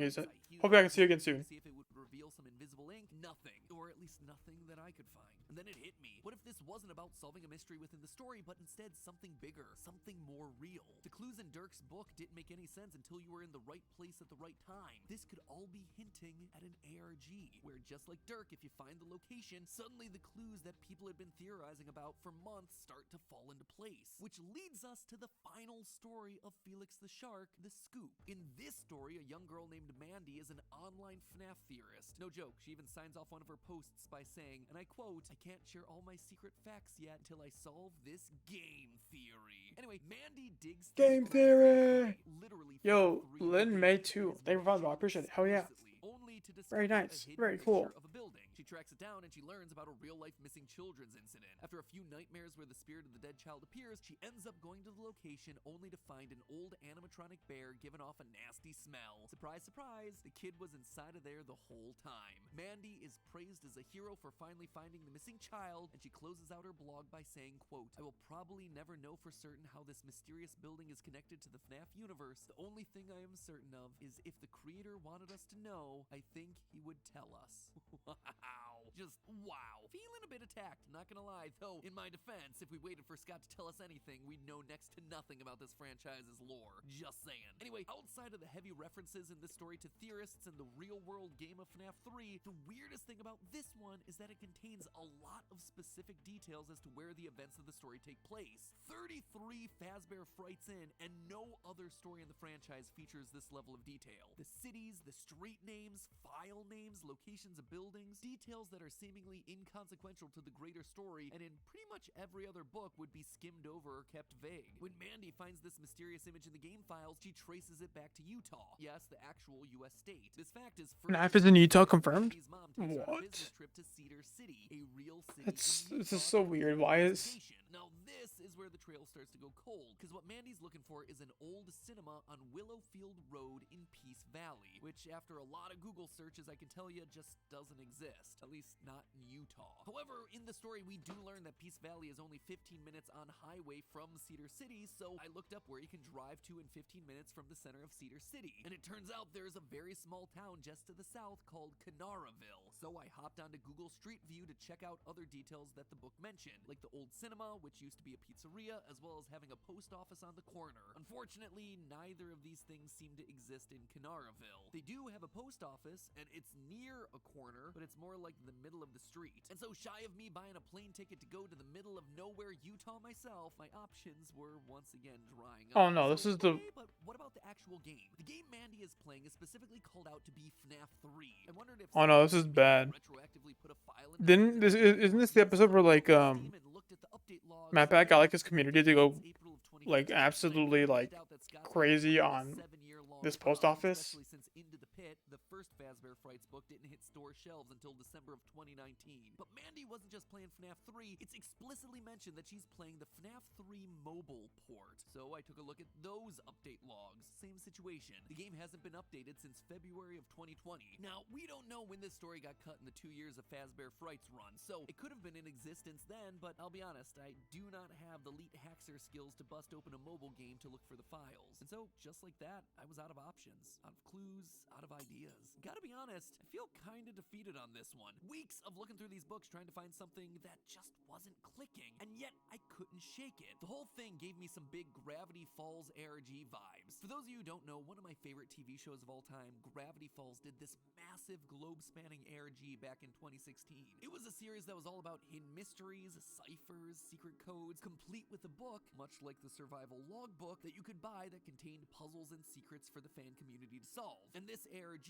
launched after the conclusion of the show, tasked fans of the series from all corners of the map to work together in a quest that would eventually lead them to a statue of the show's villain, Bill Cipher, hidden out in the middle of the woods. Maybe FNAF was seeding out clues for something similar. Or maybe there were plans to do a similar sort of treasure hunt, but the plans got scrapped along the way. I can't be sure, but there were just too many weird details here that didn't seem to be mere coincidences. Regardless, I'd been bested, but that didn't mean I was done. The last time I felt like this was when the survival logbook released, but instead of giving up, I threw the clues that I'd noticed out to you guys, the theorist community, to help me solve it, and he came through. We found Cassidy's name, a name that has since been confirmed by Scott himself. So here I am again at the end of my tether, asking you for help once more. It seems like something's here, but if it is, I can't. There's so many books, bro. That's so wild. Utah, and you know the locations I'm talking about. Maybe you do know how to break open the files of a mobile game. Maybe you're as obsessed with this franchise as I am, and you too have the coloring book, and you notice something on those pages that I don't. We haven't let FNAF beat us yet, and we're sure as heck not gonna let it happen today. If you think you've gotten yourself some answers, or maybe just another lead, head on over to the Game Theorist subreddit to post your findings. I'm gonna be keeping a very close eye on this one, cause like you, I wanna see this franchise solved. Link is down in the description below to check out the Game Theorist subreddit. And speaking of what's below the video, one final reminder about the new Theoryware, which is available now. It's one of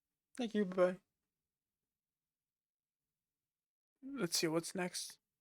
At this point, we've solved every lingering mystery from Security Breach. We looked at this thing from top to bottom. Glamrock Freddy, Golden Freddy, the missing Bonnie, the infuriating Patient 46. We connected every detail. We called every child a robot. And that's where I was happy to leave it. FNAF dead and buried once more. Except for that time I talked about the potential real-life ARG, but we're just gonna ignore that ever happened. But now, it's reborn yet again, risen from the ashes. With the drop of a brand new DLC teaser a month ago, and the start of a brand new book series literally this week, FNAF is back. Which means it's time I dive back in and cover the one thing that I was too scared to talk about when I was doing theories earlier this year. It's the one topic that very few have spoken about because it's just so darn confusing. I appreciate that that probably doesn't narrow it down a whole bunch, because let's face it, most of this game's lore feels that way, but this was on a whole separate level. Fred boys and manga girls, it's time to talk about the Blob.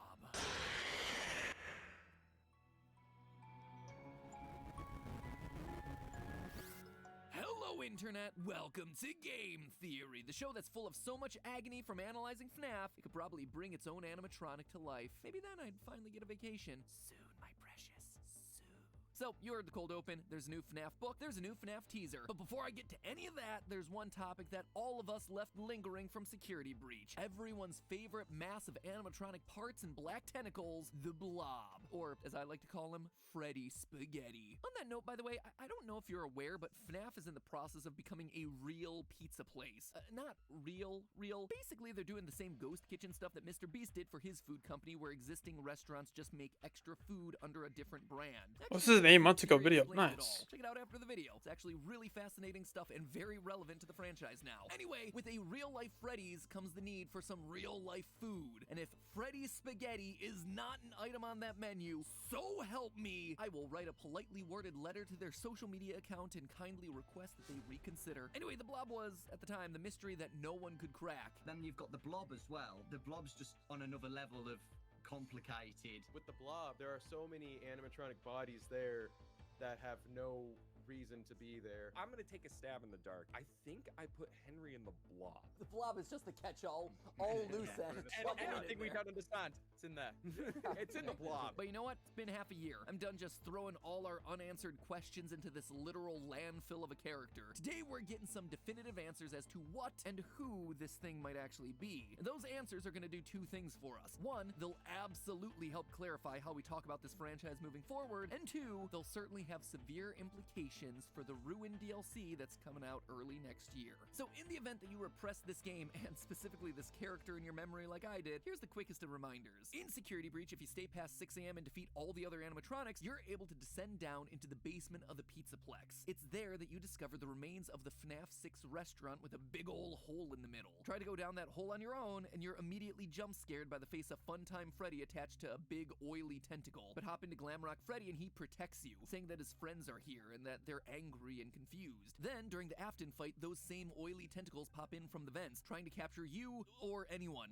to be honest. Burn Afton enough That gives me like Bendy and the Ink Machine vibes, which is kind of weird. Ceiling to keep him in cold storage until the next game. And because this is one of only a handful of animated cutscenes in Security Breach, everyone assumes that this is the true canon ending of the game. So figuring out what this thing is meant to be must be pretty darn important, right? So I guess it's time for me to stop stalling and start theorizing. The best place to start is to understand what exactly this thing's made out of, because really it's a who's who of FNAF history. Obviously we see Funtime Freddy as its main face. As you're descending down through the hole though, you can definitely make out FNAF 1's Chica. The shape of the head and the torso are a dead giveaway here. Peeking out is also FNAF 1's Bonnie. Notice the coloring of it and the lack of rosy cheeks. We also have a few random arms and legs popping out. These all match the style of FNAF 1 animatronics. Notice the 3 toes on the feet and the 3 fingers and thumb with no joints on the fingers of the hands. And that's about all that you can make out from just looking at this thing in the game. But if you extract the in-game model and look at all the other sides, you find that there's a lot more hidden here. Mangle is hanging out directly opposite Freddy's face, and if you look closely, you can also find its rib cage, arm, and 2 of its feet hanging out elsewhere. Low on one side of the blob is the puppet's mask, except it's missing one major detail. The iconic tears are gone. That is a huge clue that we're gonna need to address. And finally, we have Circus Baby's mask, the only one of the animatronics to not have her eyes lit up. Again, that is a huge detail that has to be important to this thing in some way. Baby's arm is also hanging around inside this thing. We know it's definitely Baby's and not Funtime Freddy's because Baby's hands have rounded silver tips on the fingers, just like we see here. Like I said, it is a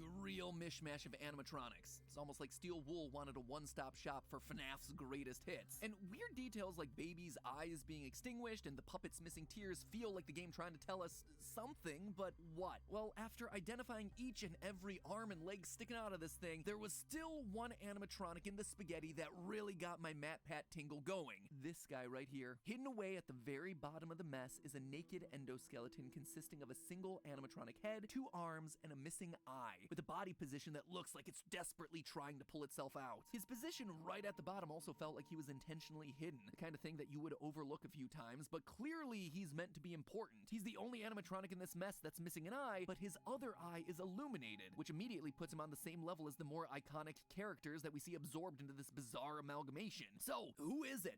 What is it? Just a random endoskeleton? No, couldn't be. But to know for sure, I had to look closer. My first instinct was that it must be Golden Freddy. I mean, looking at the roster of characters inside the blob, pretty much every major animatronic is represented in some way. Freddy, Bonnie, Chica, Foxy, Puppet, Baby, all of them are here, but Golden Freddy is strangely absent. Plus, with the animatronic only having one eye, I thought that maybe it was discreetly hinting at the fact that while the crying child's spirit was released in the good ending of FNAF 3, another spirit remained trapped in the metal. Cassidy, the vengeful spirit, still here and still angry. It felt very reminiscent of the 2 endings of FNAF 3. In case you don't recall, FNAF 3 was the first game in the series to introduce a good and bad ending. Finding all the secret minigames led you to Happiest Day, where the souls of the dead kids are put to rest and we're given a final image of unlit animatronic heads. But if you just finish the game normally, you instead get this, the bad ending. An image of those exact same masks, but each one with one eye lit up. A spirit remains in each body. Well, all of them except for Golden Freddy's mask in the background, which has 2 eyes lit. 2 eyes for 2 spirits. merits, and in the intervening years, one has been released. However, despite lots of pieces thematically lining up, there was one glaring issue here. Golden Freddy doesn't have himself an endoskeleton. He's a spring-lock suit. It's why Golden Freddy is always hunched over. He has no skeleton, no frame. So if Golden Freddy's now off the table, who else could it be? Well, obviously his defining feature is that one lit eye. But it's not only that one eye is lit, it's that he's physically missing the second eye. So I sat down and went through my mind's encyclopedia of Fnaf lore to remember what other characters only have one eye. Immediately I thought Foxy might make a good contender, except Foxy isn't actually missing an eye. He just has one covered up by an eye patch. Same thing for Withered Foxy. Maybe it could be Lefty, the strange black animatronic bear from Fnaf 6 that was designed as a capture suit for the puppet. Nope, the eye that's missing is on the wrong side. You know what? Forget it. Maybe it is just a random endoskeleton because why not? It's Security Breach. But you know what? It's not that either. You see, Fnaf 1 endoskeletons are canonically more boxy and streamlined, not this guy. The body in the blob is actually closer to the Endo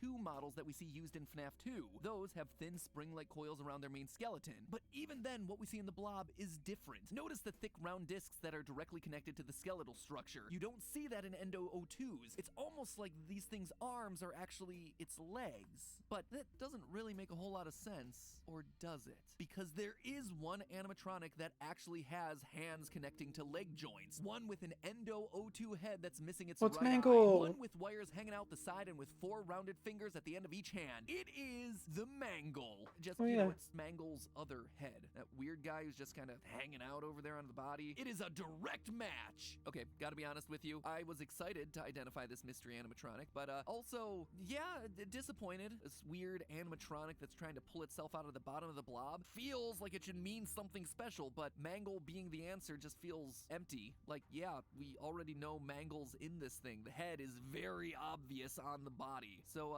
like so much else inside of this game, it was a mystery that led to a dead end. But hey, now that we have the complete and definitive roster of who's inside this thing, we can actually start to figure out why they're inside this thing. Because these are some weird picks. When last we left everyone, we had Molten Freddy and Scrap Baby. So why do we now have older versions of these animatronics inside the blob? Also, how do we suddenly have FNAF 1 and 2 era animatronics mixed in when none of these older models were a part of FNAF 6's fire? Can someone please just use anything other than fire to kill these things? If at first you don't succeed, try again. But at a certain point, you just gotta like cut it off and be like, you know what? Maybe there's something else. Silver bullet, steak in the heart, garlic, just literally anything. Honestly, this was the main reason I didn't want to cover the blob. Just felt like one big continuity error. But now that I've come to the end of my sanity trying to determine what animatronic a finger belongs to, I think an answer has presented itself to me through the darkness. And you know what? I was wrong. Dead wrong. So the opening area of Security Breach is Rockstar Row, and it's full of memorabilia from the past pizzerias. You got stuff like OG Foxy's torso and jaw placed inside of display cases. There's also Bonnie's guitar, Freddy's bow tie, Chica's cupcake, even random stuff like Chica's feet or animatronic leg pieces. But it's not the items that are there that are interesting, it's the ones that are missing. If you look closely at these display cases, the majority of them have at least one missing item with a small description plaque in front of the empty space. Unfortunately, we can't see what exactly is on the plaques, but if torsos and feet are being displayed, then it isn't too hard to imagine that these could have been the heads, masks, arms, items that have been collected and added to the blob. In fact, that would explain why it's Circus Baby and Funtime Freddy heads inside of the blob instead of Scrap Baby and Molten Freddy. It's not a continuity error like all of us assumed, it's just a really obscure lore point. Remember that FNAF sister location ended with all the animatronics teamed up to form Ennard, a literal tangle of wires and eyeballs, and that was pretty much it. But once Ennard was puked up and Baby got voted out of the team, that tangle of wires needed shape and form. This in turn gave rise to Scrap Baby and Molten Freddy, creatures created from literal trash, not official versions of the characters, for as much as they might look like the original characters. As far as Fazbear Entertainment memorabilia is concerned, the Circus Baby mask and Funtime Freddy head, they're the latest versions of those characters. They're put on display for fans of the series to see. Parts that this tangle of black goo could steal from the displays and absorb into its own being. Same with the OG suits and Mangle body. Scrap Baby and Molten Freddy, meanwhile, they're unofficial characters. They were never created by Fazbear Entertainment or displayed inside of a pizzeria. In short, I'm sorry, Steel Wool. I'm not sorry about a lot of the things I've said about some of the lore decisions in this game, but in this individual case, I'm sorry that I assumed that this was just a sloppy continuity error when in actuality, it was a lot more thoughtful than I could have ever expected. We just didn't give you enough benefit of the doubt here. So, like an overeager Funko Pop collector collector, there's a tangle of black wires lurking in the Pizzaplex hunting for souvenirs from the franchise. And believe it or not, this actually lines up with a random detail from the story New Kid in the third Fazbear Frights book. As a group of kids are exploring an abandoned Freddy's restaurant, we get this line, quote, "While they were in the bathroom, Devin was pretty sure he heard something slithering through the walls. He didn't say anything. From the way the other boys' faces paled, he knew they heard it too." That is the line, and it never pays off. Not in this story, not in this book, not in the entire book series. The whole story actually winds up being a Golden Freddy story, strangely enough, but it leaves Chekhov's tentacle monster just sitting there in the walls waiting to be used, probably because it was meant to pay off in Security Breach, a game that was originally meant to release closer to that story's publication, but the repeated delays in Security Breach threw all of that synergistic programming off. Alright, so we know why it physically looks the way it does, but really, what are these tentacles? Well, that's where the puppet mask Missing Tears comes in. I think we're all familiar with this thing's story, right? In the aftermath of kids getting killed at Freddy's restaurants, the creator Henry institutes a security program